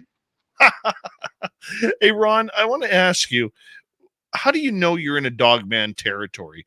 Are there clues or signs that we need to look for? Wow. I think the best sign when you're in an area like that, my light came back on, is intuition. Ann was talking about that earlier as well, too. I've been in areas before whenever I was with my kids, and I immediately get that feeling you got to get out of this area, right? I remember this one time I was up on the Chestnut Ridge, and my one child was still in a stroller, and we were up there, and a heavy rain had developed on our way up to this particular trail. And when we got up there, the rain had stopped, but there was a heavy fog out. So we decided that we were still going to walk the trail. I was with my ex-wife at the time. And as we were going, this feeling came over me that there was something out there and we needed to get back as quickly as possible. And my ex-wife felt the exact same thing. So we didn't want to scare the children or anything. So we hurried up and we just kind of switched our path and started to go back. And here my son was just absentmindedly throwing rocks into the woods. And I was starting to get a little bit shaken. I asked him to stop. And he kept on doing it. And he kept on doing it. And here the last time I hear this rock, and I said, Donovan, you have to stop throwing rocks. And he reached down to his feet and he picked up a rock and he said, something threw this at me. So I felt that there was something out there. My wife felt that there was something out there. And something out there told us that it was out there in that kind of way. So that's how I would feel, that there was something out there. I don't think anybody kind of just moseys on into a dogman area. I think that you can feel it, and from the people that I've been interviewed, and even game wardens and such, whenever you get to a particular area, you feel as if that's not the place to go into. Yeah, because I know with Bigfoot, they are known to leave, signs, whether it's tree structures, whether it's big X's in the trees that have been woven around, braiding of grass, many different little idealisms outside of footprints and maybe claw prints. I guess the safest thing, Ann, would be if you're going out into an area where there's alleged dogman around, carry some tennis balls with you. You never know when you're going to have to play fetch. Yeah, I'm totally that person that would follow a will-o'-the-wisp. Oh yeah, I would too. Take a dogman puppy home with you. Yeah, exactly. But I'm serious. I mean, like the people who have encounters with these creatures, we got about a minute to go. They are scared. This creature tends to speak to them telepathically, saying, "Get the hell out of here. You're not wanted here." Mm-hmm. Right. Or the flip side of that, they speak telepathically and say, "Come on out." Or they knock at their door or try to let themselves into the house. That's the thing about it. And, people have even reported having the dogman mimic somebody else's voice. So whenever we talk about the dogman, and how to define it, it really is kind of undefinable because it acts in different ways in different situations. Oh, very true. Ann and Guru, I want you to hold on right now because we are going to go to break here at the bottom of the hour. We have the crypto guru, Ronald Murphy, and Lady Ann Selene here for the next half hour. We're going to get to some audience questions. So if you're in our YouTube channel, we are going to get to your questions next. And we're having a blast tonight talking all sorts of monsters, werewolves, ghosts, UFOs. We got a busy show ahead as well, heading into hour number 3. Recording here with Sonny will join us. Spaced Out Radio with me, Dave Scott, continues right after this. Stay tuned.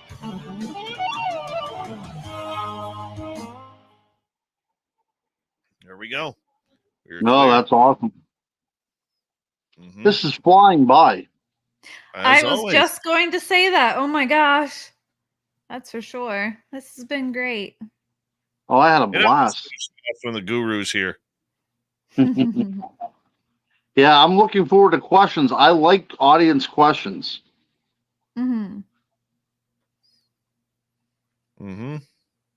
Me too. Me too.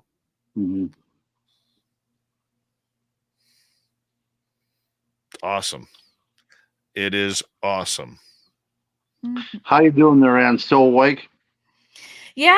It's to be honest, I've been falling asleep around 9:45 each night lately. So this is the latest I've stayed up in months. Me too. Yeah. It's spring break now, so I can sleep in the morning. So I'm really excited for that. That's good. My son has another week to go yet. No. Yeah, back in Oregon, they still have a week to go as well. Yeah, my kids. My kids' spring break coincides with Easter. Yeah, it's weird that it's in March. Wasn't it supposed to be? Isn't it like the first Sunday of? Or no, it's the first Sunday after something, right? I'm so first bad. Sunday. Is it the first Sunday after the time change or something like that? For what's that? For Easter? No. Oh, Easter. No. Easter is after Friday Easter, something. Yeah. Easter's a lunar holiday, so it's based upon the moon. So it's after the full moon. Yeah, it's a strange thing. So that's the reason why it varies so much. Yeah. Oh. Yeah. Interesting. That's how, from a biblical scholar point of view, that's how whenever they say that it got dark during Jesus' crucifixion, that's how you know that it could not have been a eclipse, because the moon can't eclipse whenever it's like that close to a full moon. Interesting. Because it's based upon full moon and Passover. You see. Okay. That makes sense. It's complicated, I tell you. I got to look this up sometime. There's a formula. Right on. Well, I love the Cadbury eggs. I'm glad that they're out for a temporary amount of time. That's right. That's right.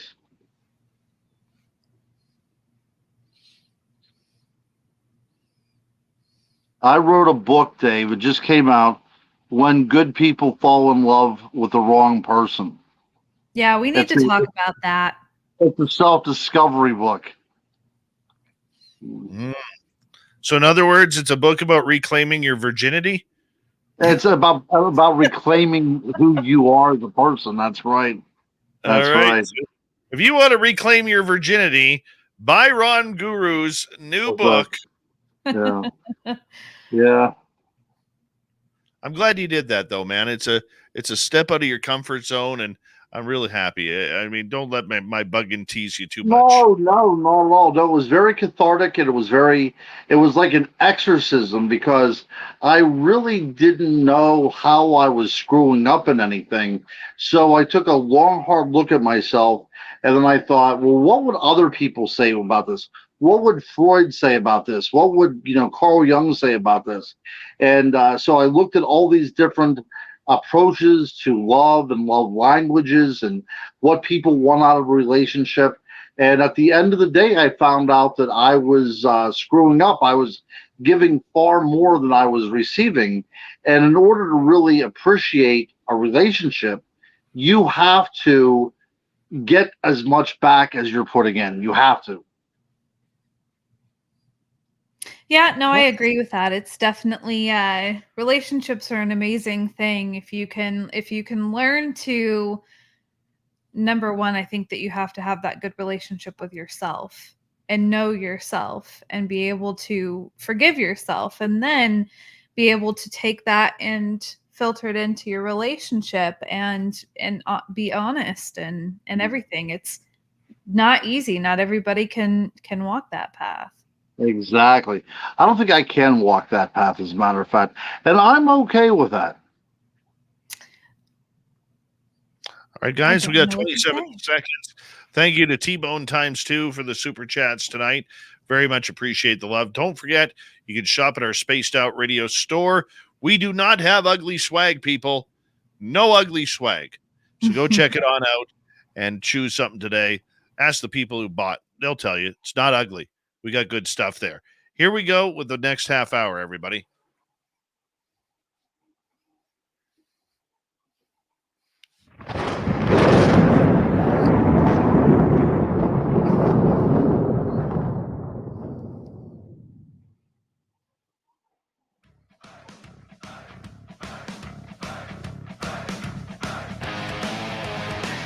Second half of Spaced Out Radio is now kicked off.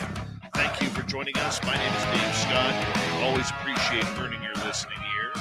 Reminder to all of you that if you missed portions of this show or others, you can check out our free archives at youtube.com/Spaced Out Radio. Do old Davey the favor. Hit that subscribe button. Our website, spacedoutradio.com. We have a plethora of features for you. Rock out to Bumblefoot. Read the news wire. Check out our swag as well. Follow us on Twitter at Spaced Out Radio, Instagram at Spaced Out Radio Show, and on Patreon in the Space Travelers Club. Final time tonight, we say hello to the crypto guru, Ronald Murphy, Lady Ann Selene. We're talking some really good monster stories. What are monsters and what actually happens when you're in the forest and being tracked out? We're going to hit to some audience questions here. And let's start off with NHI, who is asking, Mind Speak, is this how we will learn to communicate and find out what they are? Guru? So the idea of mind speak and telepathy, that has been something that's been part of, the paranormal since probably the 1950s with alien abductions and such. I am not quite certain that it's actually the being communicating with the experiencer as much as the experiencer communicating with themselves. I think that's whenever people call about that little voice in their head. I think that is a way that we can kind of figure out what the situation is going on. But I think the idea of communication with these creatures might not ever be something that's plausible. I've heard people talking about trying to deal with Dogman or communicate with Bigfoot. And it does seem like in many cases, Bigfoot does have some sort of language or some sort of proto-culture at least. But the idea, at least in my mind, pun there, of being able to speak with them telepathically, that's just not in my wheelhouse. What about you, Em? No, I was going to say the exact same thing because immediately what comes to mind is, how do we know that we're not projecting this, that we're not seeing this, and we're talking to our subconscious somehow? So, yeah, I'm in the same boat as you, Ron. Yeah. All right, let's continue on here. Let's go to Dizzy here. Could you please ask Ron, that's you, Guru, if Dogman more often than not avoid people or intimidate? Wow, that's a great question. So, of all the reports that I've heard firsthand, and the ones that I've collected as well too, it seems as if a Dogman is in the area, right? that they are not necessarily going to try to avoid you, but they are going to try to interact with you in some way. I've talked to game wardens and game commissioners that were investigating particular sites. I'm not talking about looking for a dogman or anything like that, but they were investigating certain areas of the woods as part of their patrol, and they noticed something that was tall. We're talking about 6 to 8 feet tall here, that was canid looking, that was just staring at them from the woods as if the creature wanted to be seen, but it didn't want to interact. It was kind of like waiting and seeing. Also, we have great reports from Maine, where these creatures were stalking a particular family, knocking at the door, imitating family voices, saying, "Come on outside." Those are frightening things, right? So it seems that at the very end of the day, the one thing that the dogman has in common with the dog is a predatory instinct. That's the scary part. All right, let's continue on here. It's back to NHI. Do you think government agencies have legacy programs dedicated to developing these cryptids? There's a big conspiracy out there. Mm. I don't believe that the government is developing or creating cryptids. Maybe they are tuned into, they've always been tuned into like psychic powers and all that kind of experimentation. Could they be looking into how could we manifest these beings? And so maybe looking into it, but not creating them, in my opinion. Yeah, I agree. Not creating, but definitely investigating. I think that it's without a doubt there are agencies out there committed to looking into the paranormal, whether it be the Men in Black, whatever word you want to use. But there's people out there that are investigating UFOs, and there's people investigating cryptids as well, because we want to know what they are. And also, we probably are trying to find out if there's any kind of military components that we could use from these things as well, too. But no, I think that our governments know much more about these things than we do. But I don't think there's anybody creating them in a lab. Nor do I think that anybody has like a dogman and they're hooking it up with tactical warfare gear. Yeah. I find that hard to believe too, and so many people are convinced that the government is these creatures, and I just think they've always been here. I really do. So that's a big thing out right now, but we never saw it talked about until the movie Dog Soldiers came out. Do you remember that? About this group of Scottish infantrymen up in the Highlands of Scotland, and they encounter a werewolf up there. And somehow, as part of our paranormal culture, somebody threw those ideas together, and now you have Dogman as super soldiers, and they're being developed by the government to go to war. So it's kind of like an updated version of the Berserker from the time of the Vikings. But no, I don't think that our government is creating anything. I don't either. All right, let's move on. Let's go to Dizzy. Have you all? I'm going to butcher this word here. Have you all talked about the cynocephaly, like Saint Christopher? Multiple witness testimonials in history, not myths, actual documented experiences. Yes, actually, there was a document that I received, and I can't remember how I got it. And I shared it with you, Ron, and it was about the cynocephaly, and I believe it was Latvia. So there were these monks who had traveled, and they were trying to spread, the word of their religion, and they came across this tribe of cynocephaly. They had the dog wolf head, but a human body. They had language. They said that they were sophisticated. They took down all of this in scrolls, and I'm not really sure what happened to that information, but go ahead, Ron. No, I think, if you look at Greek maps, you'll find out that places like Libya, places like India, these were the sites of cynocephaly. This is where you could find tribes of Dogman, and that was something that was born somebody wrote here about Saint Christopher. Not only was he often identified as a giant, but he was also identified as having the head of a dog as well, and that lasts up until the time of the late Renaissance. And it really comes to an end whenever this one gentleman is captured in the Canary Islands. And he suffers from something called hypertrichosis, which means he grows hair on all parts of his body, right? So he was captured, and the people that captured him believed that he was some sort of animal creature. He was taken back to Spain, and he became very popular in the court. He became a bit of a conversation piece, a curiosity. So I'm not sure how much freedom that he had, but he became what you would call a gentleman. And he actually even married somebody. He married a lady, somebody with a title. And they had children. I believe that they had 4 children. 2 of them were born without the genetic trait, but 2 of them were born with the hypertrichosis. And it was said that those 2 children that were born hair covered were given out as gifts, almost as if you gave away puppies.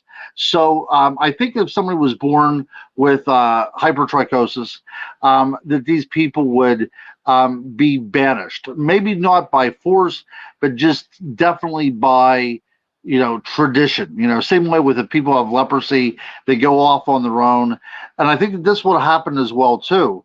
And if you would have people that were being born with this trait marrying each other in a particular tribe, then you would have a tribe of dogmen. And I think that that's what happened in the ancient world in very many places. And whenever people encounter these people without any kind of medical knowledge, they just assumed that it was a werewolf or dogman, or, for lack of a better word, a cetocephaly. All right, let's go to Abbott. Guru, have you heard of the zoo, a cryptid lab like Dr. Moreau? No, but I would love to. The Island of Dr. Moreau was one of my favorite movies whenever I was a kid. No, you know what? There is a card company out there, kind of like Pokemon, called MetaZoo, that put together these cards of various cryptids, and they do a really good job with that. It's actually a game, but I have not heard of a zoo with a cryptid lab. No, I have not. But then again, we're assuming that these cryptids were not natural and they had to be somehow fused together by a mad doctor. And I don't espouse that particular philosophy. All right, let's continue on here. Let's go to Woo Poo. Guru, are you and Brian Bowden still doing investigative work together? Well, guys, Brian Bowden moved to Florida. I don't know if you guys knew that. So now we're, 1,300 miles away from each other. Whenever he lived up in New York, we used to get together a couple times a year. But I will tell you, we speak weekly, but we have not done any investigation. But I will tell you this as well, too. Brian is notoriously slow on doing work. We've been working on a book together on UFOs for probably the last 5 years, and that's not exaggeration whatsoever. In my opinion, the book is done. Brian just has to put it together, and so far Brian has not put it together. But I think it's a great book, and I think it actually raises some good questions. But you'll have to have us on the program whenever it's finally out. And knowing Brian, it will probably be about 7 to 8 more years. Well, he has his 8,347 podcasts that he hosts to be taken care of as well. All right, let's go to NHI here. What about ancient depictions of any cryptid in picture glyphs? Do they have merit? Go ahead, Ann. I mean, how about you go? Because I need to think. Well, we know we do have images of Bigfoot. in various places. We have effigies carved into stone. We have things made out of, ochre, and things like that, painted on the stone. So we know that people around the world, if they weren't seeing these things, they at least invented these things as inhabiting the world around us. And we know that various places, even on the shores of Loch Ness, there is a carving of a sea or of a lake creature of some kind. And we know that around the Great Lakes areas here in the United States and Canada, we also see Native American artwork depicting something in those lakes. And also alien encounters, you see that in works in Mesopotamia as well. So the ancient world definitely was seeing something out there that was strange. But you have to keep in mind, too, that those people that we're talking about were anatomically human. They were just like you and me. So the same brain that is in, Stephen King is in those people as well, too. And human beings have imaginations, and sometimes those imaginations run wild. So it's really getting to the bottom about what is true and what is imagination. But I think there's some very tantalizing evidence, especially out of the Pacific Northwest in the United States, where there are images that look surprisingly like an ape. And there would be no way that these cultures would know anything about a great ape. See, and it's interesting as well because I remember I came across this book a couple months ago, and it showed all these different species that were still in existence in the 1800s, but they started to die off after the Victorian age because people were, eating exotic meat and having these personal zoos and all this stuff. I mean, so if we just went back just a little while ago, it would be so fascinating to see everything that used to exist. I mean, it would seem like an alien world to us, And so, like you said, what were they really seeing that they were drawing? Yeah. And it's possible that we already wiped those things out before they were even cataloged. That's the sad part. I know that there was a Russian vessel that was carrying around this naturalist named Stellar, and he really got into work. And we have the Stellar Sea Eagle, but we also have the Stellar Sea Cow that's no longer in existence anymore because it was killed off very quickly. But this was a manatee creature in the same family as manatee that grew up to 40 feet long. It was a gigantic creature, and it was killed off. The other things are like the dodo bird. That's a very sad commentary on what people are apt to do. And the thylacine, all these great creatures out there that did exist at one time. Like you said, Ann, if you came across them, these would have been monstrosities, right? They don't look like they should be alive. But, men in their own hubris decided to take their matter in their own hands and eliminate them, this is the case. If Bigfoot is self-aware and it does understand what threat that people pose, no wonder we're not finding them. They probably are hiding in places that we could not even imagine because of such fear.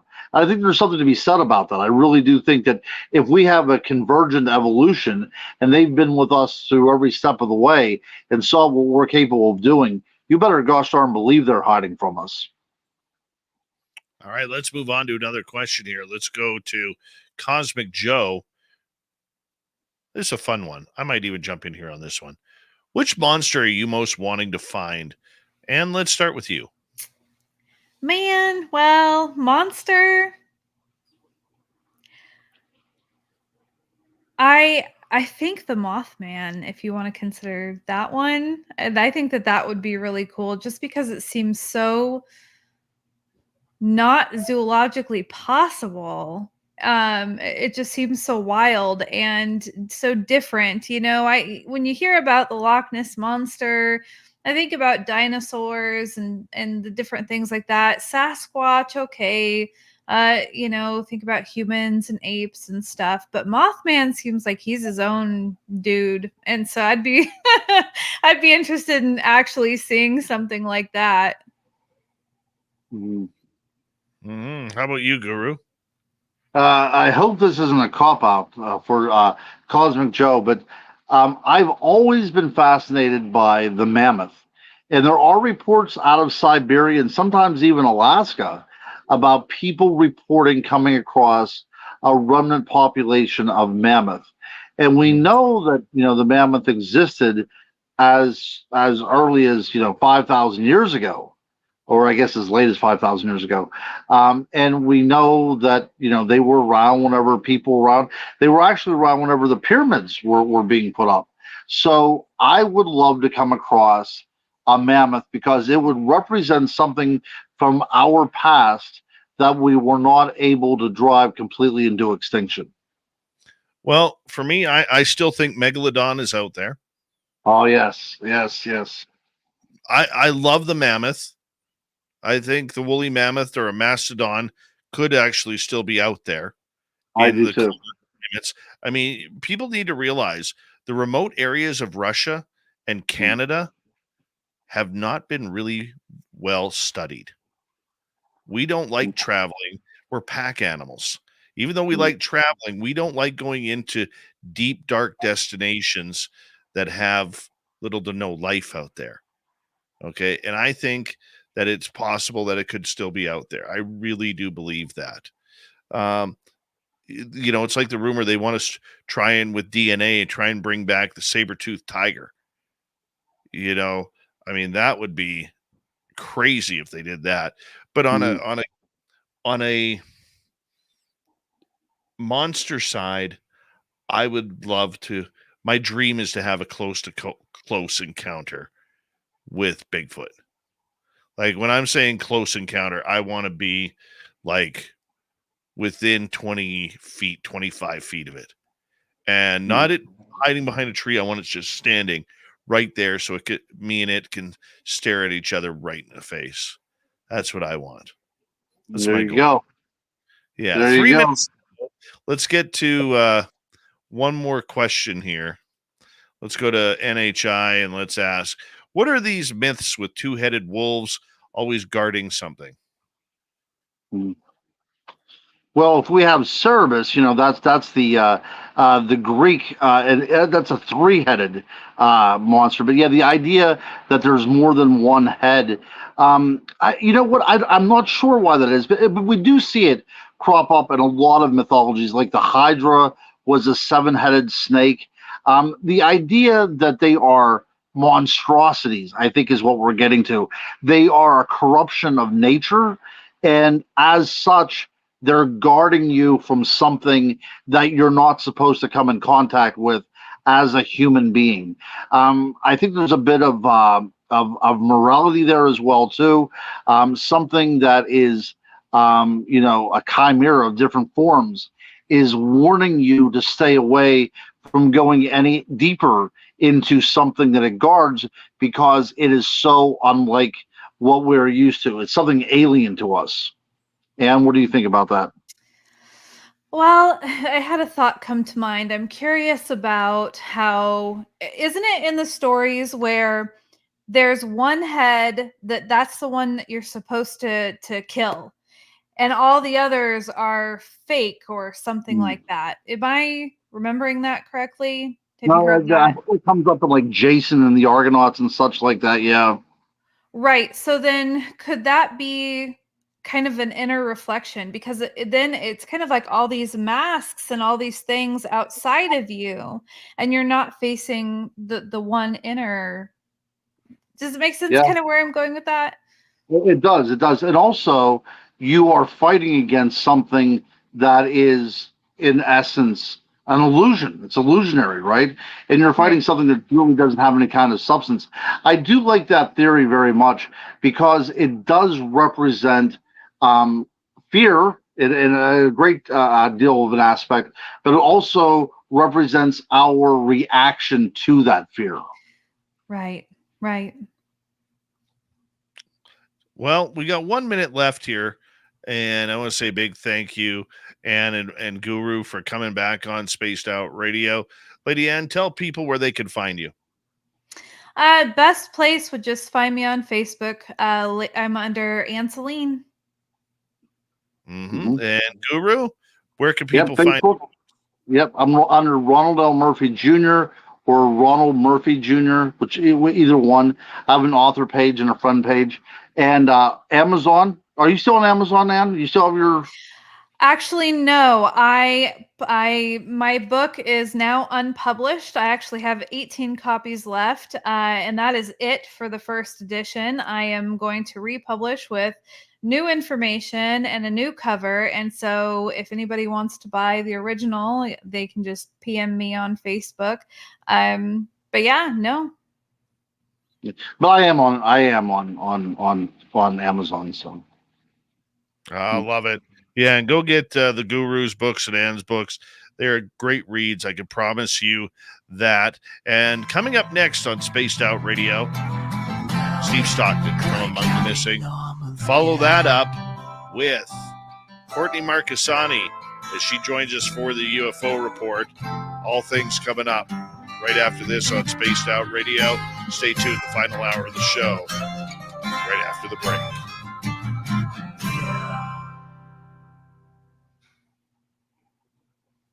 All right, we're clear, guys. I had a great deal Awesome. of fun day. Thank It went you. quick. It did. Yeah, I'm really it always surprised. Always does. Thank you very much, and much love to both of you. I love you both. I love Yes, you too, Dave. thank you. Have a great night. I'm going to go to bed. Yes, All right, I am take care. too. Hey guys, Good night. Bye bye. There's Ann, there's Guru, and I'll be right back, everyone.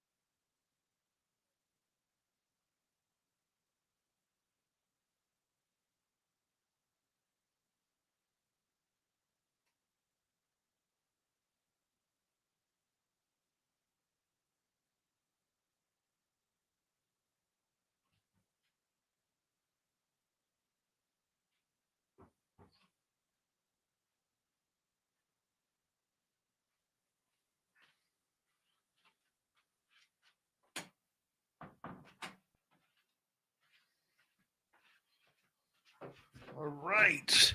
We got Courtney in the background. We got to be careful. Her hair is pulled back. She means serious business tonight.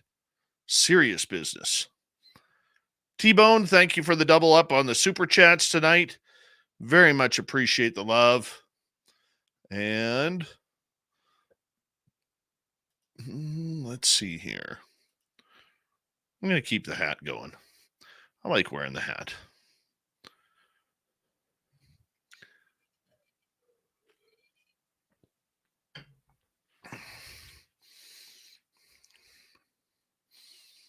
It's a good time. Good time when the guru is always on. I love the guru. Got about 45 seconds here. Reminder, get your tickets now for our third annual SOR fan party. You can reserve them at info@spacedoutradio.com. info@spacedoutradio.com. We got the live radio show, the VIP party, a ghost tour of Virginia City, sky watching for UFOs as well. We got everything planned for you. We got a bunch of our guests coming from the show, and we want to see you all there. And don't forget, you can shop at our Spaced Out Radio store on our website. Go and find your not ugly swag today. Travis, how you doing, buddy? Good to see you. And here we go, everybody, with hour 3.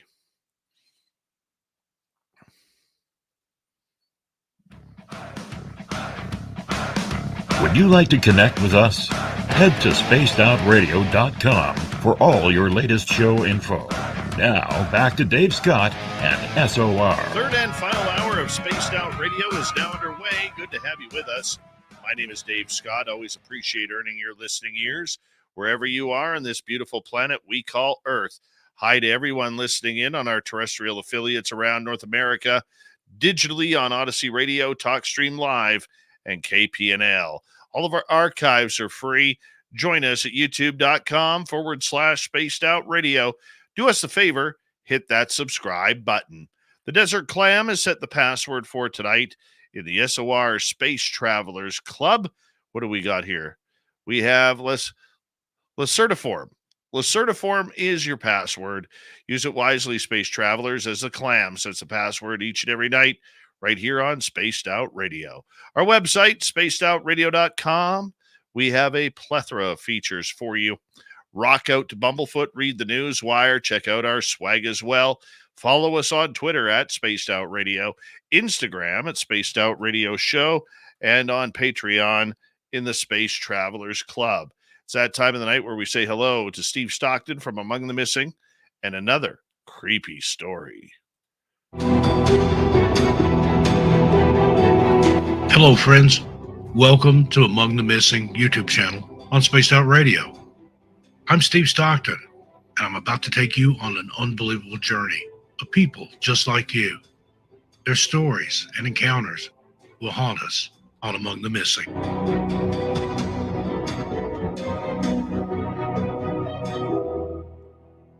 Another victim was taken on April 20th, 2014. A 57-year-old San Diego resident was found by a hiker in the Hellhole Canyon area.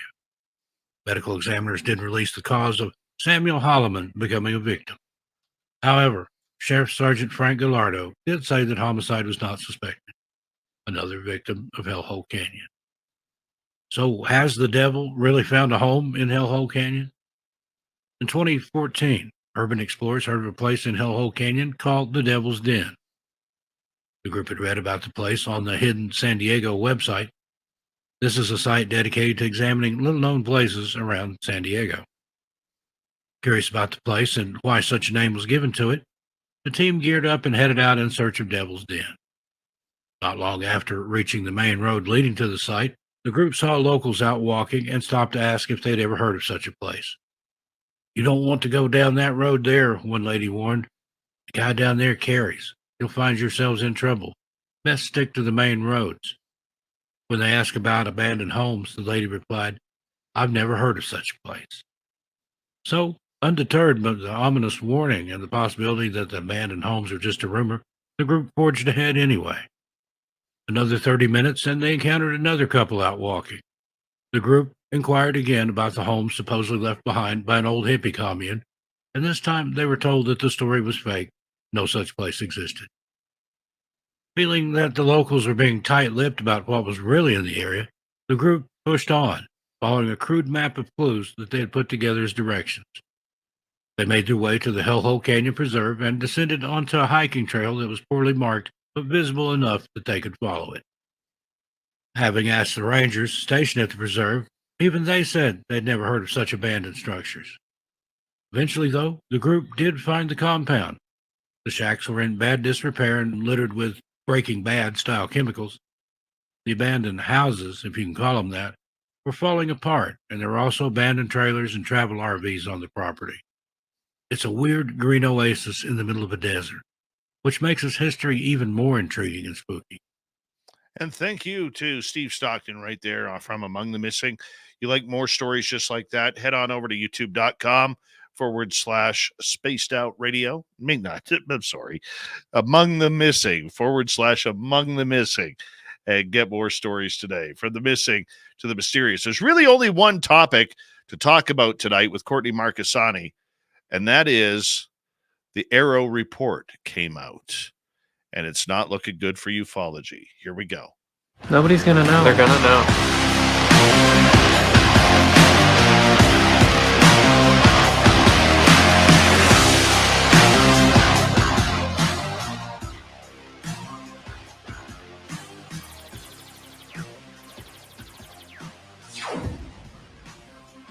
Courtney, I know you mean serious business tonight. Your hair's pulled back, and you are ready to rock and roll on this. Man, what a day for ufology. Some people are saying, well, the truth was spoken. Others are pulling their hair out, absolutely lambasting Dr. Sean Kirkpatrick, the Arrow program, the Pentagon, and anybody else associated with the UFO story. How do you feel after today? I feel like, I'm sure much like you do, and thanks for having me. I feel beaten up. I feel like we've just been taking, full frontal punches in the face all day long. That's what it feels like to me. So I feel beaten up, as I'm sure most people do after reading, even just wading into this report, into the first 7 pages. Now, the report was 63 pages long. And to give people the gist of the matter, according to Arrow, the Pentagon program, and the final report by Dr. Sean Kirkpatrick before he stepped down, there are no UFOs. There are no non-human intelligences. Everybody talking UFOs is a conspiracy theorist. Everyone who's had an encounter doesn't know really what they saw, and there's human explanation for it. All the technology that is out there flying in the sky is one way or another human created, which I still think he opened up a can of worms with that one, a real can of worms. Courtney, was there any positives in this report? Well, I think the positives were that they went back and did a historical analysis on everything. I mean, when you start looking at the actual files and what's named, there's a ton of cases that I've never heard of. So I thought that was positive that they listed everything all out. They listed, the years and the dates that these events purportedly happened. So I think that was the only positive. Everything else is just, misidentification, that witnesses are misidentifying tech that they wouldn't know about. That's deep U.S. tech. So it's very, very similar to Project Blue Book. I would imagine that this anticlimactic feeling feels a lot like what people felt when Project Blue Book went on. That, they just felt disheartened by their government. I did note in their conclusions, 2 of the main things that they have said have caused this, in this report, it kind of seems like hysteria to me is what they're talking about, and the well-connected insiders that are all conspiracy theorists. But it says it was a decrease in public trust. That's one main contributing factor, they say, to these reports of UAP.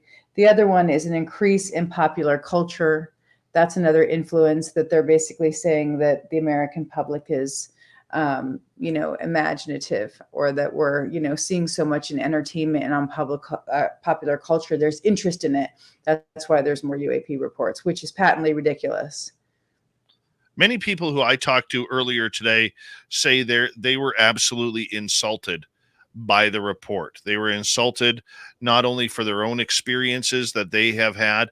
Hell, I'm insulted by it because I've seen 2 UFOs on the ground. I don't think that the United States government or any government around the world is going to land 2 UFOs in front of me. You know what I'm saying? It just doesn't make sense. Yes, I do. And so many experiencers have had contact with this phenomenon, and many of them have experienced similar elements. It's a similar kind of experience, which is a pattern. It's a pattern of contact, or there's an encounter, or there's some type of, we all know what the factors are in encounters. And so even that by itself is evidence that they just exclude in this report. It's mostly, the other thing I wanted to say just quickly is, in the first 3 paragraphs, for anybody who's reading this report, like I am, kind of slowly just taking it all in and digesting it all, one of the things that Arrow said in the first 3 paragraphs that I find really interesting is they say Arrow's mission is simple, similar to that of these early organizations, but it doesn't name any early organizations that they're basing their research off of, which I think is really fascinating. That's in the third paragraph on the first page, actually, of the report. And so I'm looking, going, which organizations are they referencing? And there's no reference to it. So while I think some parts of this were probably poured over and went through and, analyzed for every tiny little tidbit, they made some mistakes. That's what I'm noticing. They did make some mistakes immediately. Yeah, I mean, they even went on to say that Senator Harry Reid, who was a champion for this cause, was the senator from New Mexico and not Nevada. Yeah, ridiculous. I mean, how do you make that error? I don't know. I think that they were either rushed. They maybe didn't have enough people on it. I did notice some things that Sean Kilpatrick has gone out into the media and has disparaged certain things, like the metamaterials or the metals. There's a line in here that we know that he either had put in here or he wrote himself about the metals being a composite of regular bismuth and magnesium and other things. And here it is.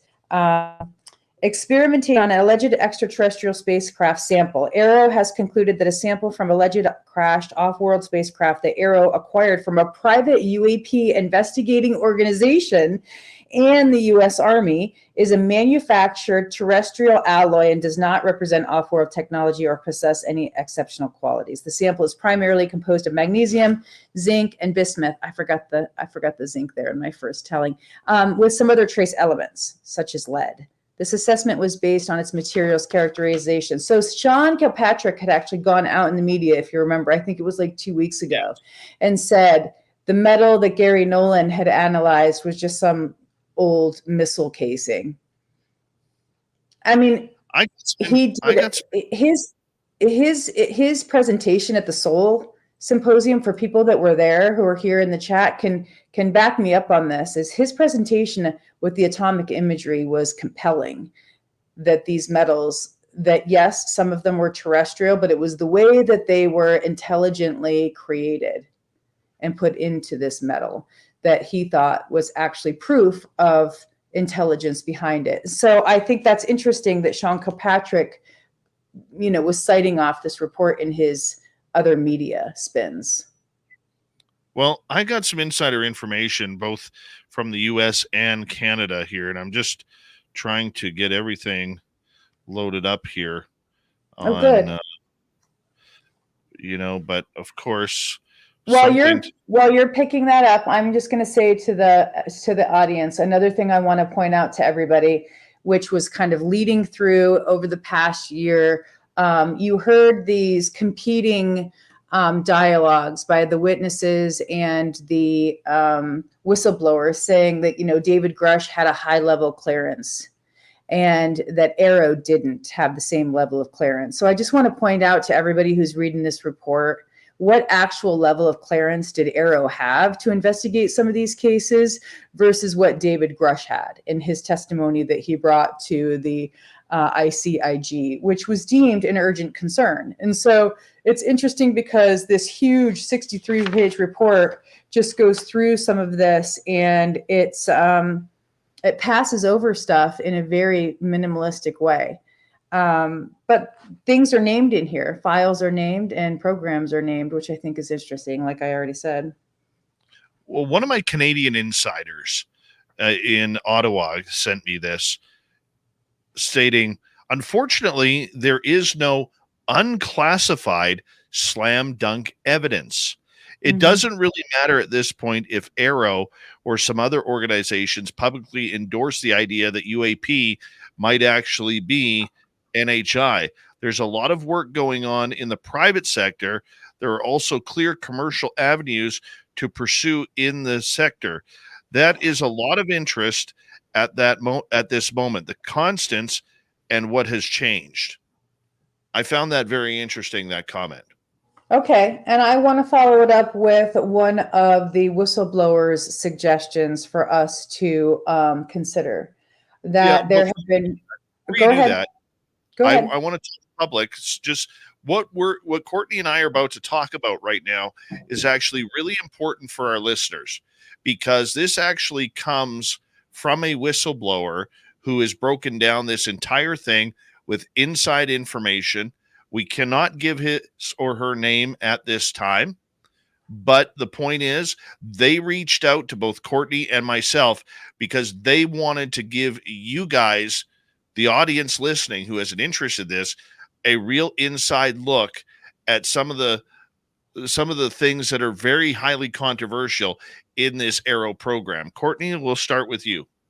One of the things that stood out to me, I thought some of these arguments were, yes, compelling, but the one that I thought was the most compelling is this one. This stands out to me. There have been numerous complaints from the analysts who work on UAP studies that the full context of the pros and cons and the conclusions have been watered down and not presented well, certainly not as well as the public would like. For instance, congressional reports could do better at characterizing each UAP summary, which presents all arguments and counter arguments. So that was the one that I thought was really on the nose, that there are complaints by analysts who are doing actual UAP studies, and that they're saying that there are not both sides being presented. That's important. Yeah, and one of the things that caught me is the whistleblower who handed us this information had some questions that I think we need to talk about. We got about 6.5 minutes before we have to go to break at the bottom of the hour. Courtney Marcassani is here for the UFO report. Some of those questions were this: what was Sean Kirkpatrick's scientific rigor based upon? If the only thing that he and his group find conclusive is to have possession of a UAP or to be taken to another planet by NHIs, that would be criteria that is very unrealistic and unattainable without a much larger effort on his part. What's your thoughts on that? Excuse me. Well, look, he as much as said that. He said that in one of his press briefings when he went out and was basically trying to put his side of this out there. He said, when I went into this office, I had to start this office. I had to do it, basically. I mean, he was kind of saying single-handedly, which is ridiculous. He's not doing it all by himself. But he was saying that he felt like if he would have brought the bodies out and if he would have found aliens, it would have been the best thing, because then he could just present the aliens to the community and it's a big win. But he's saying, that didn't happen and it's not going to happen because there's no evidence. It's never going to happen. And he's basically saying that all these individuals are just getting stuck and focused on, fixated on aliens, and that there are no aliens. And he's just basically saying, with a lot of support from whoever helped him write this Arrow report, that it's tech. Which is, really feeding into what most of people in our society believe, honest to goodness. Like, I think that it's a game well played, if I were to give him any kudos, because he knows that most people, including military people, believe that this is just our tech, our tech that's being misidentified. So he's feeding into it.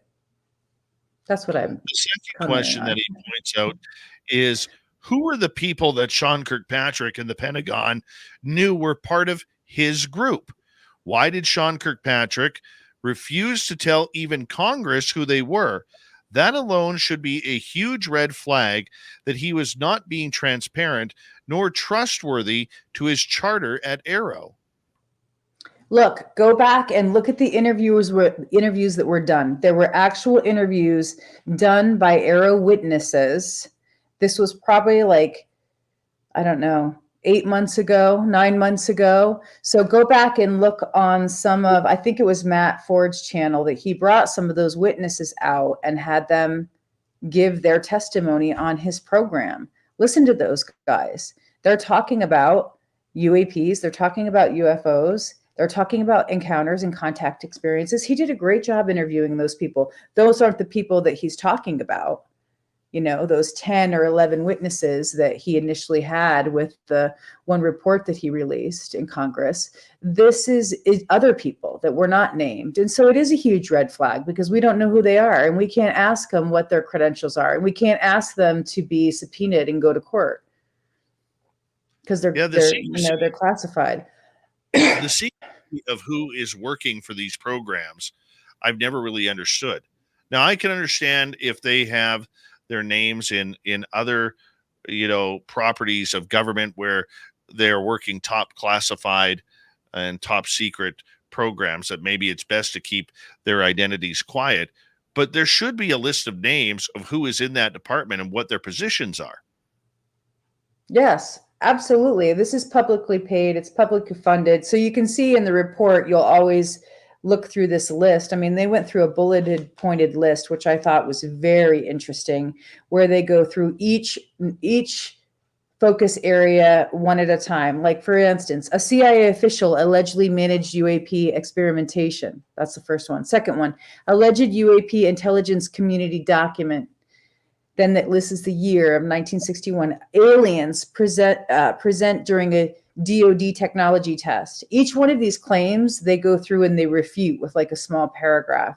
Claim that a military officer touched an off-world craft. We know who that is, right? Lakatsky came out in his DOPSA review and said he put his hand on a craft, right, in an SAP program, and could talk no more about other further details, even to people like Colm Keller and Hal Puthoff, who asked him about it. He couldn't share.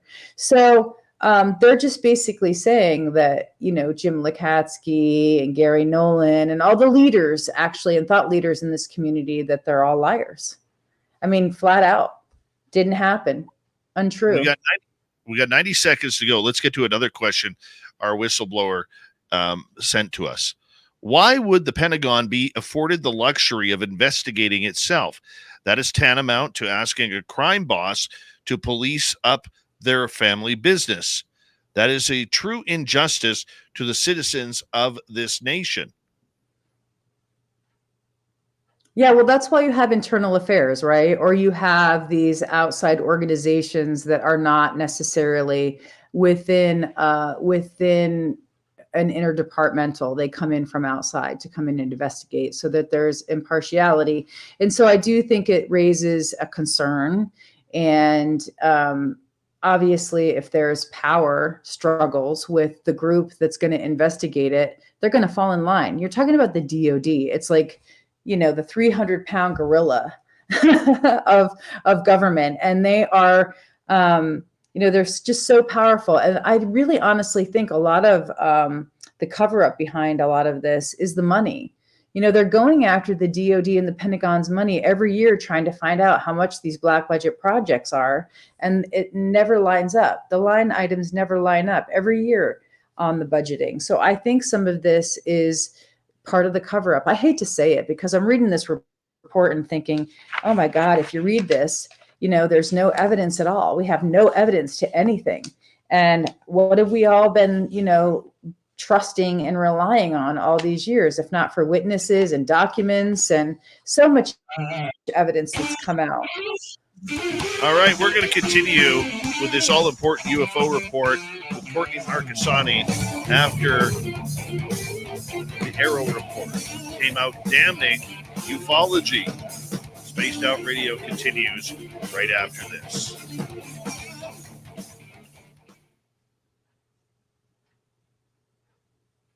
Great job so far, Court.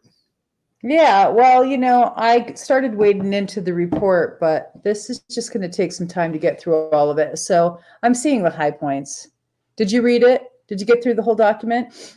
I haven't got through all of it yet.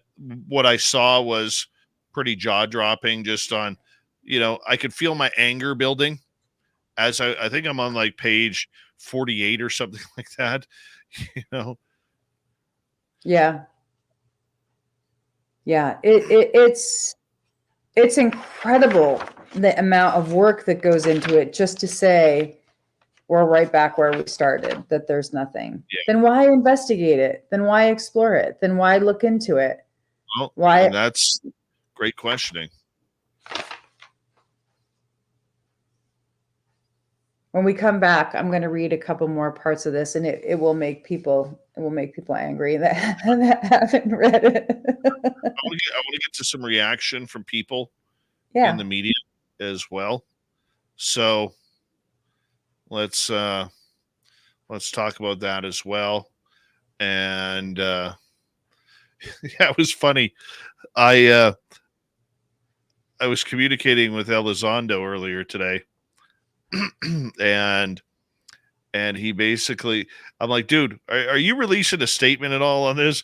And he sends me back this text, LOL, mainstream media already hitting me up as well for this. I'll have it done here momentarily. I had already seen it online, so he must have spoken with you early today, because I had seen him respond pretty early about the report. Like he must have been close to finish, because within like 5 minutes he sent it to me, 5-6 minutes. So he must have been probably proofreading it afterwards. Well, good. Right? I'm glad he communicated. I wish he would come on here. It sounds like he's starting to be more active again. And people are really thinking that, it's going to have to be catastrophic disclosure, that's what this is leading up to. Hi, Thomas Rock. How you doing?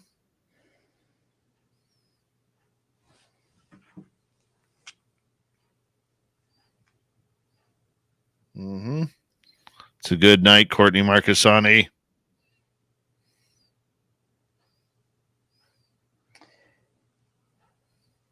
Yeah, I have a couple more things I want to mention. Hopefully we'll be able to get to everything before we finish. I have a couple things set aside. All right. We can see where that goes. That's for sure.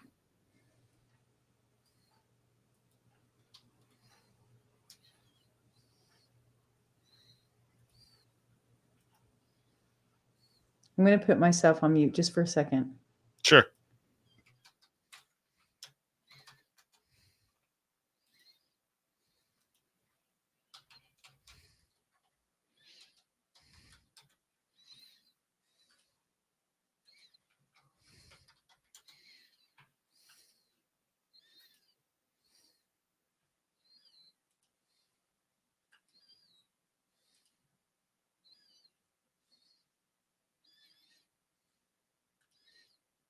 Lex Diaz, how you doing? Thurston Howell III. I like this one by Super Crazy. Full Court Knee Press. That's nice. F you, Zeddy.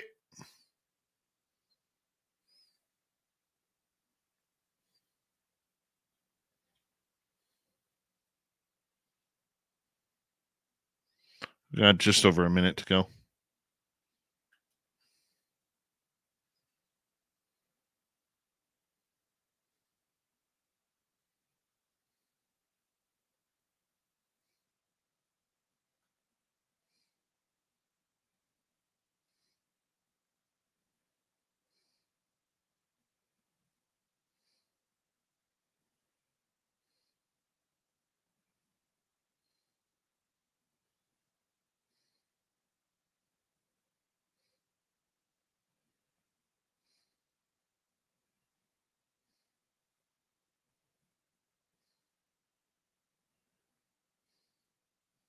Big thank you to T-Bone ×2 for our super chats tonight.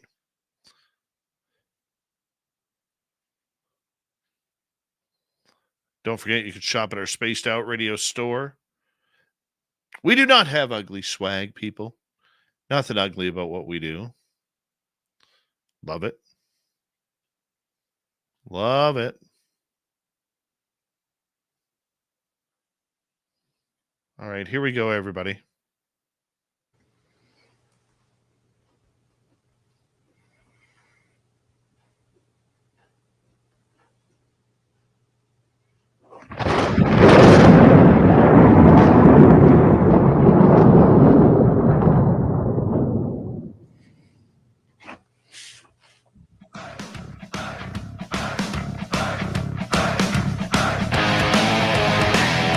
Here we go with the second and final half hour of Spaced Out Radio tonight.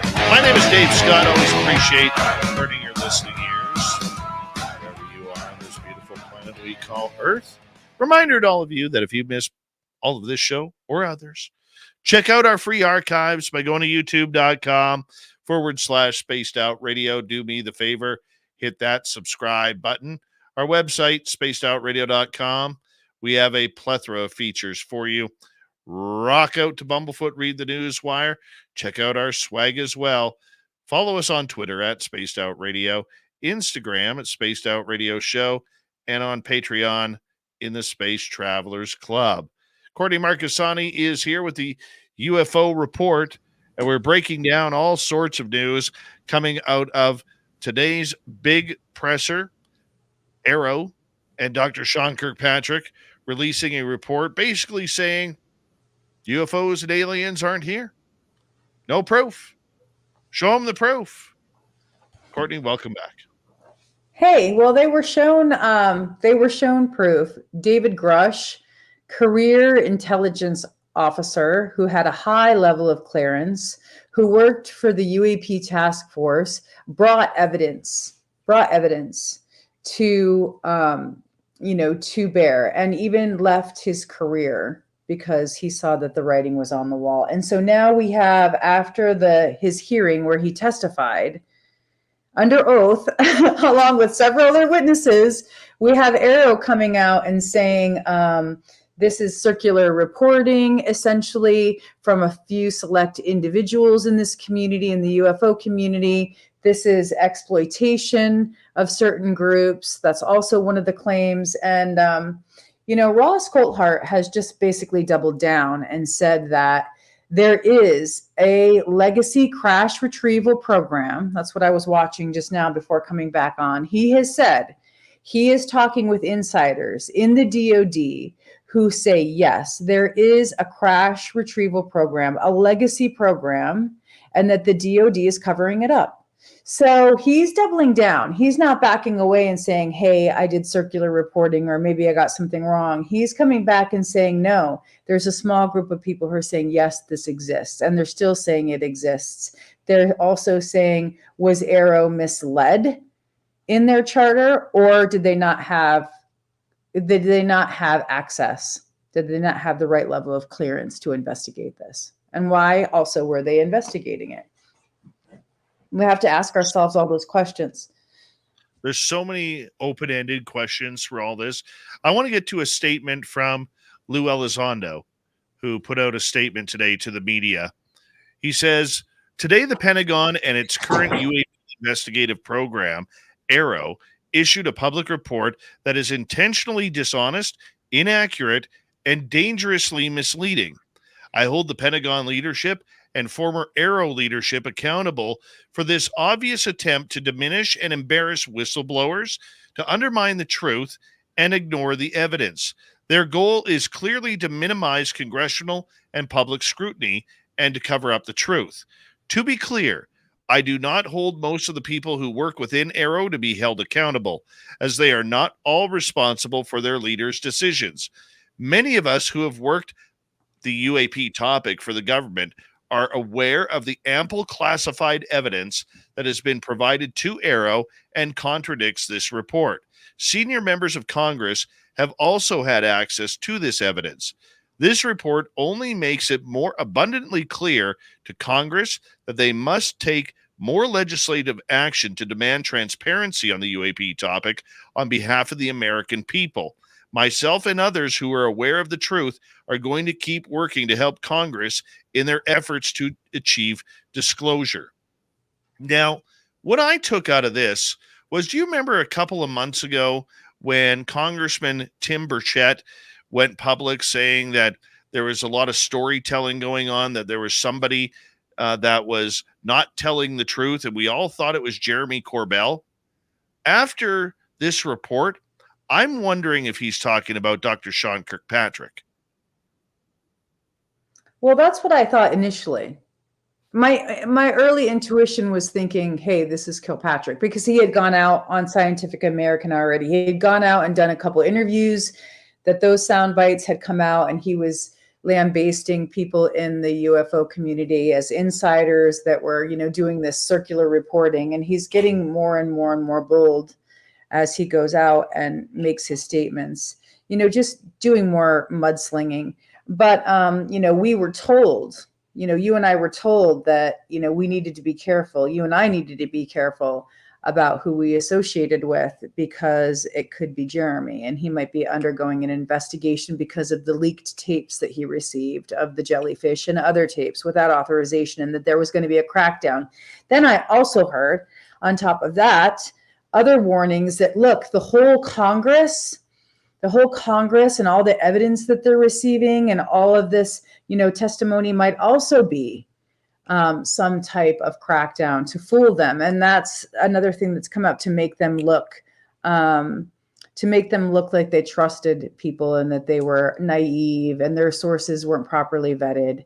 And so there was that additional warning on top of all that don't get necessarily involved with some of these individuals, because it could all be an operation to make Congress look bad, because it's all just a house of cards. So there's multiple levels at play here, and I don't think we really know, who's being investigated or who the disinformation agent is. It would be really compelling to find that they didn't have the right clearance to investigate this like David Grush did, because then they just didn't get access. And all this energy was put into this report essentially for what?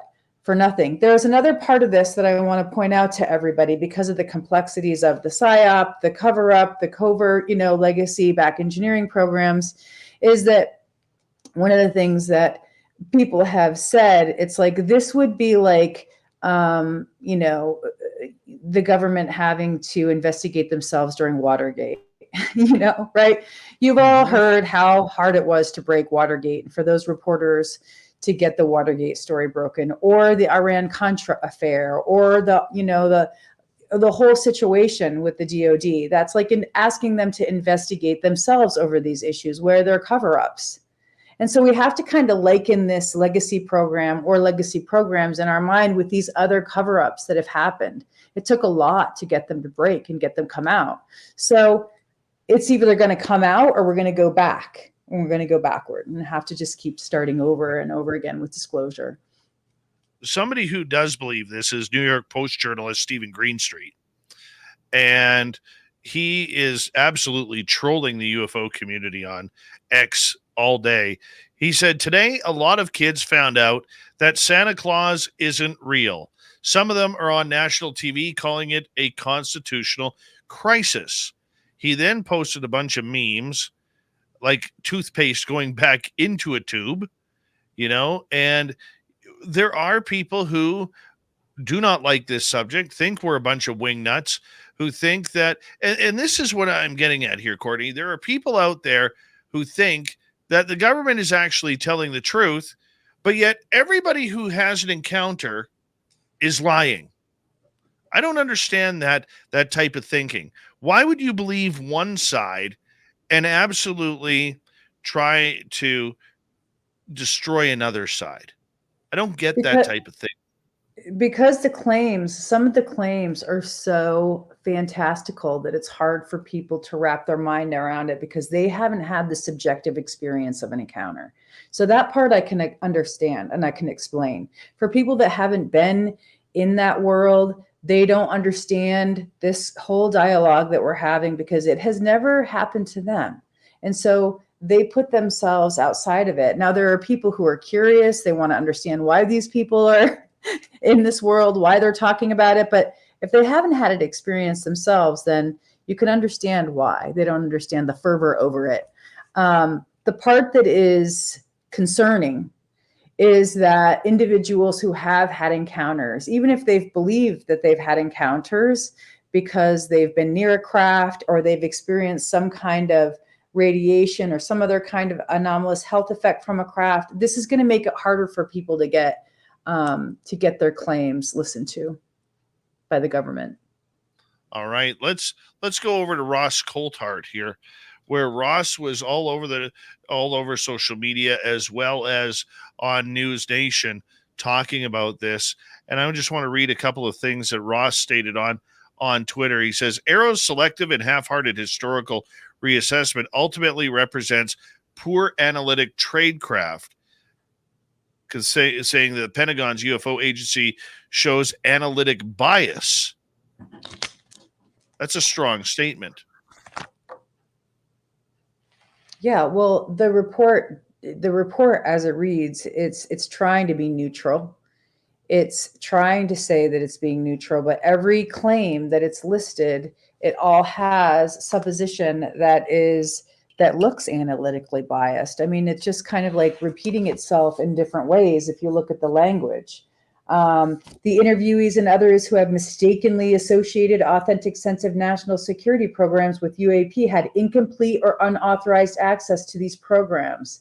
Discussion of these programs outside of secure facilities presents a high risk of exposing national security information. So not only is it a yeah, they didn't have access, they're also saying these people who are sharing this information are in trouble. So that's the other thing I was picking up about this report. This is really a warning to the whistleblowers. Like, you guys are speaking out of turn. You're sharing information, not at secure facilities, classified information outside of these programs. And it's not only a slap in the face, like, we don't believe you. It's also saying you shouldn't be doing it and you're going to be, silenced for it. So it's a threat as well, as I read it. Well, this is another important tweet by Ross Coulthard today. Important point from @Matthew Pines. If, as the Department of Defense is inferring, so if the Department of Defense is inferring that David Grush misled Congress under oath about a covert retrieval and reverse engineering UAP legacy program, put him on trial and let him call witnesses. Let's see who's lying. Remember, it's a breach of EO 12333 for the IC to run covert media influence ops against U.S. citizens. Yeah, well, one of the really good things, and maybe most people don't know this, but Ross Coulthard is a lawyer. And so he's got that, that legal mind where he can look at something analytically and say, well, this could actually have gone to trial. He also knows that the, certain groups in the government and certain intelligence community groups should not be running any kind of experimentation for one on U.S. citizens. And even groups like the CIA shouldn't be doing covert stuff in the U.S. It should be international, right? Not domestic. The FBI handles domestic.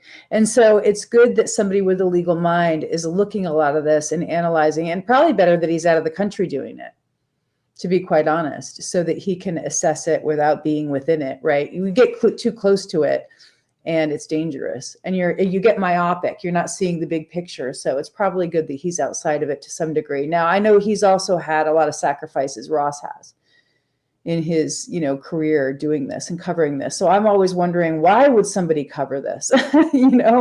Why? I mean, obviously it's a groundbreaking thing, but the heartache that you go through. So that was my other point to what you mentioned earlier. Why would people go out on the limb and talk about these experiences if they weren't based in some kind of fact or truth, especially what it does to their lives? People lose relationships, jobs, their whole family sometimes. They get, excommunicated or estranged from their whole family. Sometimes they'll lose a fortune in their money. We know some of these tech people who have been involved with technologies trying to back engineer whatever they were given. They've lost whole fortunes on it. And so why? It can't all just be mental illness. I don't buy it. Well, I mean, here's the other thing too, is it's a mind game. And when you and I were talking months ago about these skiffs, that the skiffs could potentially get them into trouble down the road by keeping everything private. And we know they had to do them due to security reasons. But we talked about the idea that some of this information that's going into the skiffs needs to be public to help the transparency cause. All those private skiffs that Grush did and other whistleblowers did, I understand the point, but it gave the DOD, Susan Goff, who runs the DOD press program, and people like Dr. Sean Kirkpatrick, ammunition to scurry away from what is truly going on, because nothing can be said publicly. So they have really the right of refusal to say what they want to say and what they don't want to say. Well, Grush couldn't say anything hardly in the Congress. Now, he did testify to there being biologics. He said he knew where they were.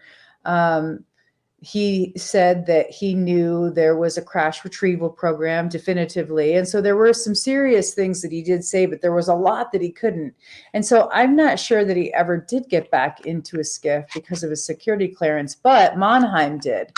The inspector general that he testified to did. He went and met with a select group of individuals in a skiff and discussed various issues that haven't come out yet. But I do think the Eglin Air Force Base testimony that Gates leaked during the Congress is one of the things that probably came out during the skiff. I also think that from what they said, Monheim backed up a lot of what David Grush said and said, yes, he's absolutely legitimate. And his case is legitimate because he has two cases going, against the intelligence community. And so he was questioned whether he was authentic or not. And Monheim said he was.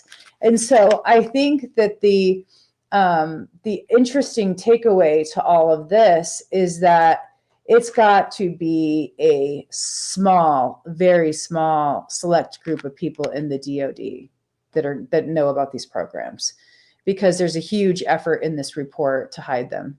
So Ross is saying that they didn't do a deep dive. They didn't go and find these individuals. What they did was they called like the head of Lockheed and said, do you have a UFO? Do you have tech? Do you have a craft? And so, that sounds kind of trite, but if that's as far as they went with their investigation, then they're really missing the deeper dive on an investigation. So I do think it's warranted to ask, what were their methods? Who were their sources? How did they do the investigation? They should be forced to share that with the public. Well, we got 3 minutes to go here. How does this turn around? How do we make this turn around now? Because there's going to be a whole genre of people in the Washington, D.C. area, the Pentagon area, out in Maryland, Virginia, wherever the alphabet agencies keep their offices, who are going to be promoting the fact that there's no UFOs, there's no NHI, we don't have crash retrievals, we don't have bodies. How do we turn that around now? Where does this field start? On. Yeah, this is on. They're basically saying that we want this to be over. We want to go back to the way it was after Blue Book came out and all this died down because people said, oh, they're lying to us, or they're just having distrust in the government, or they're, circular stories going around by a select few individuals, or according to a CIA source, they're just going to say, oh, it's a couple pilots that you can't convince otherwise of what they saw. And so I think that it's on. I think the battle is on. It's going to be a coordinated effort, because basically what they're saying is, whistleblowers, if you come out, you're done. It's brinkmanship. They're saying, you are going to get hurt if you testify. And so I think the whistleblowers need to search their hearts and decide if they want to push forward on a lot of this. And I have to say, the couple people that I know, this goes beyond just, testifying. It goes beyond one man or one person or one government. It's for humanity. And so I think they see the higher purpose. So I think that it's going to go forward. And I think Lou Elizondo is going to step back up like we've hoped he will. I think that's going to happen too. And it's going to be amazing to see how the fallout from this report happens through the next week or two, because there's a lot of people who are angry. From whistleblowers who are being accused of lying and deceiving their own country that they've worked hard for, some for decades. We've seen that happen. We've seen reaction to that. If this was any other topic other than UFOs, the last, 72, 96 hours, the mainstream media would be all over this like a dirty shirt. But because it's UFOs, it gets ignored. And I think that is a blatant travesty to people who are working hard for this community, Courtney. Especially people who have had contact with NHI. This report is a kind of intimidation, saying, definitively there is none. And the people that said they saw them, heard conversations on, intelligence calls and other, that they're just all wrong. I mean, look at the bullet pointed list to look at the, Absolutely. at the negating of the claims. And you can say, oh, okay, this is their tactic. And so there are other tactics to, apply pressure back. And that's what's going to have to happen.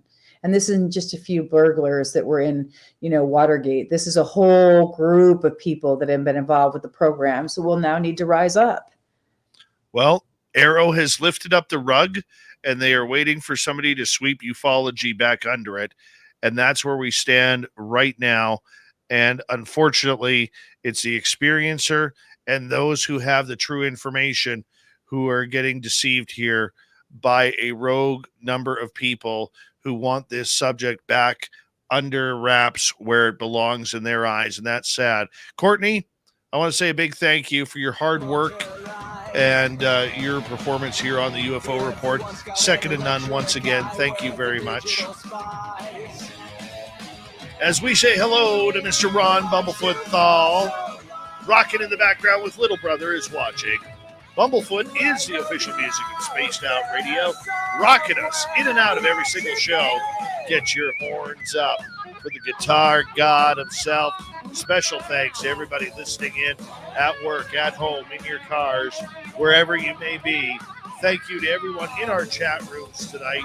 YouTube, Twitch, LGAP, Facebook, Spreaker, LinkedIn, the Space Travelers Club, and on Twitter or X at hashtag Spaced Out Radio. I know you're out there somewhere.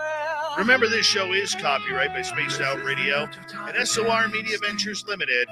Thank you so much for choosing to share your evening with us, because together, my friends, we're watching. We own the night. Mr. Bumblefoot, we need a favor. We need you to take us home.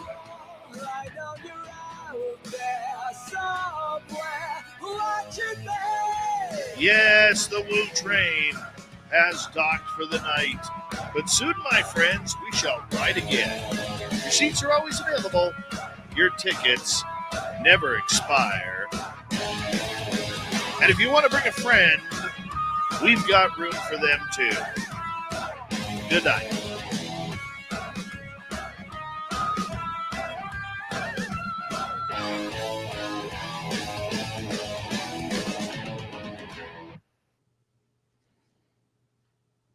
Power news there. Power news. Well, it's kind of an elevated view when you get to be able to speak for the whistleblower themselves. I mean, that's quite something. I was very shocked to receive that. Thank you for the whistleblower, if you're listening, for sending Courtney and then myself that information. It really helped out for tonight, so thank you. Makes you feel kind of yummy inside, doesn't it? Well, I feel very privileged to have been able to sit down and have conversations and write detailed notes and listen to the history and, just to be there in that person's presence was quite surreal, honestly, considering where I started with all this. I would have got their autograph. I Just mean, saying. just even being on Spaced Out Radio, covering it, talking about it, the revelations, the information. It's such a disappointment. I have such disappointment in my government, knowing that they've heard from people like the whistleblower and they're just glossing over everything and making it just a nothing burger. It's so sad. So Well, I hope that the chapter 2 will reveal, more. The good part about it is there are a lot of strong people within the UFO community and within the government territory that aren't going to be intimidated by, this tasteless rhetoric and that's exactly, in my opinion, what it is.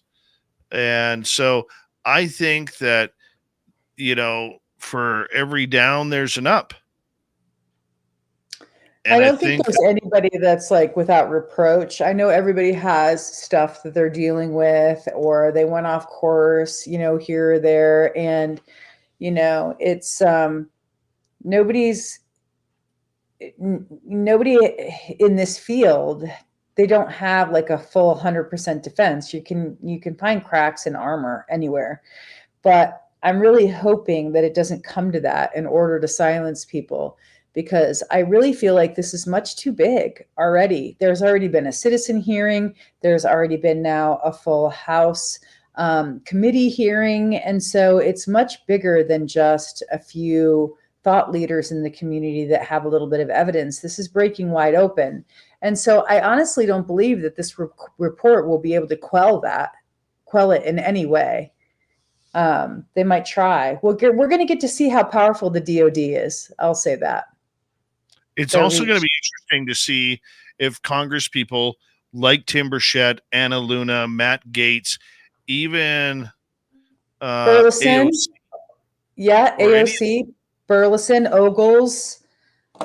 There's a bunch of them. It's going to be interesting to see how they play this out and how they react to it. Because if they are silent on it, that makes it worrisome for me. They have to respond. We know that there's been intimidation in the past. We know that David Grush was intimidated. He called it administrative terrorism. We know that there have been representatives that had to step down from their committees pursuing this issue, and they were basically threatened or said, we will back the people running against you in your district in the next election, even if it was a midterm election. So there are dirty tricks and underhanded moves like that happen in order to keep these people from pushing it forward. Luna's relatively young. She's a freshman rising star with this. So she's got a lot ahead of her, I think. And Burchett seems to be very popular in his district. So I doubt he's going anywhere. And I think he has Oak Ridge actually in his district. We'll have to check on that. AOC is a power player in her group. She's done some groundbreaking things, so she's probably not going anywhere. And so they're at Jamie Raskin. Jamie Raskin is a lifelong House leader, so he's probably not going anywhere, and he's helped move this issue into the House. So I don't think these individuals are going to drop it. Like you said, if they do, it would be worrisome and concerning, but I doubt it. Well, it's going to be interesting. It's going to be interesting how it plays out. Are you hearing any other news out there right now?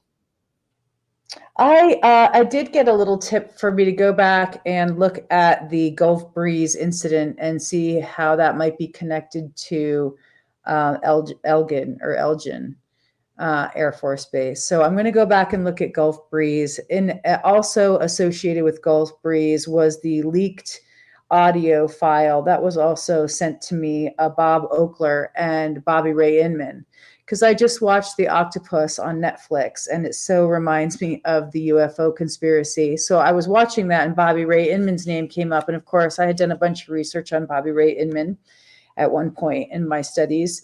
And he came up in association with Area 51. He was one of the heads of the intelligence community. And so I was sent an audio tape between Bob Oakler and him and Bobby Ray Inman talking about reverse engineered crafts. And I just listened to that. So I am working on that. That's another little thing I'm connecting to all of this. So yes, was a little bit of news related to some of these recent revelations. Love it. Mostly history. You are amazing. Absolutely amazing. Connecting the dots. Mm-hmm.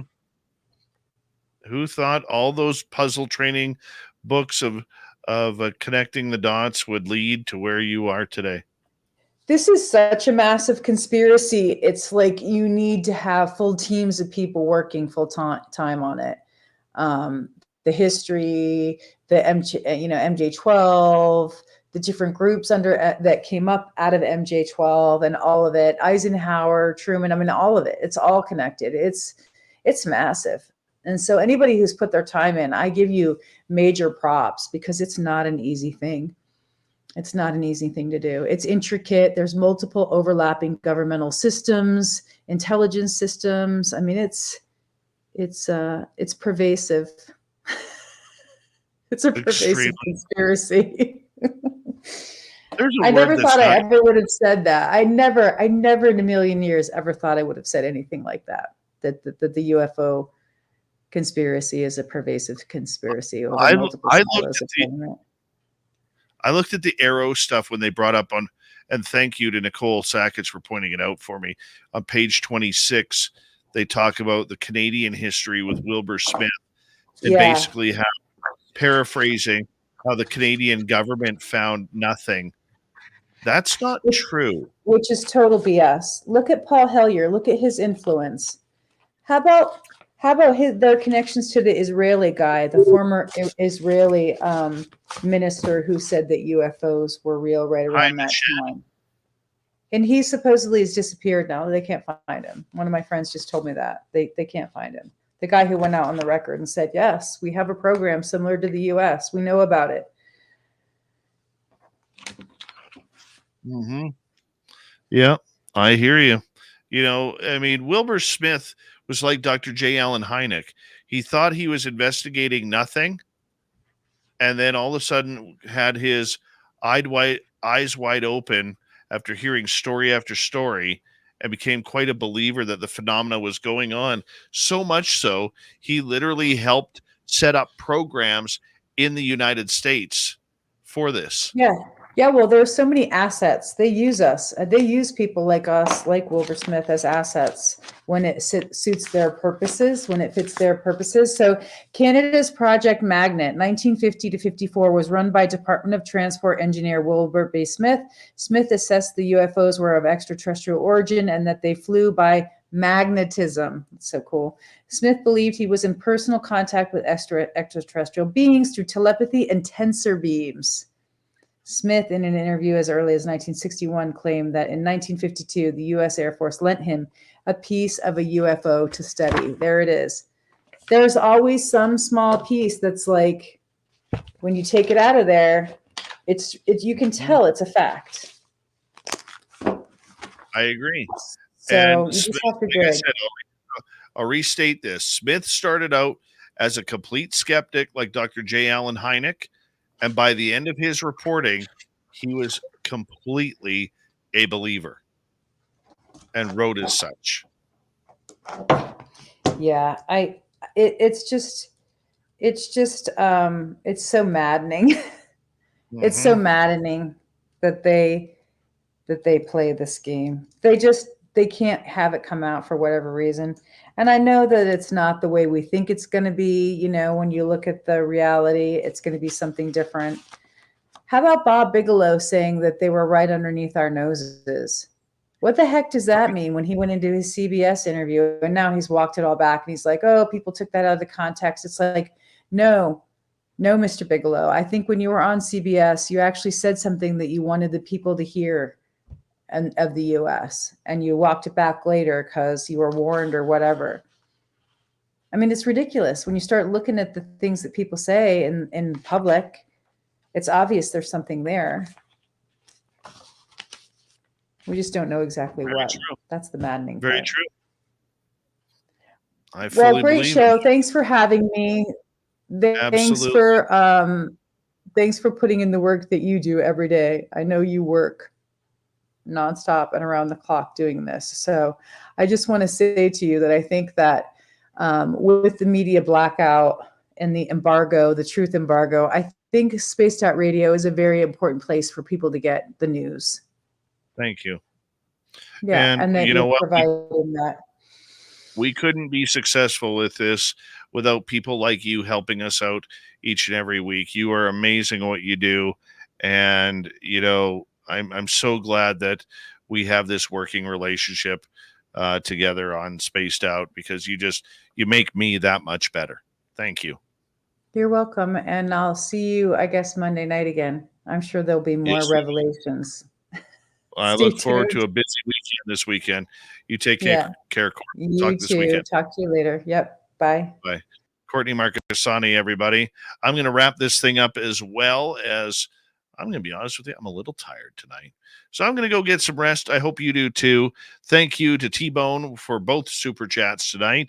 Thank you to everybody who hit subscribe, rang that bell. We very much appreciate your love, and we'll see you on Monday. Don't forget, this weekend, it is a great weekend with Rob G. Sweets is going to have a couple of guests. Then on Sunday, before Rob, it will be Jessica Jones, the Cryptid Huntress. I will be back on Monday, where my guest will be June Lundgren, talking ghosts, girls, and paranormal.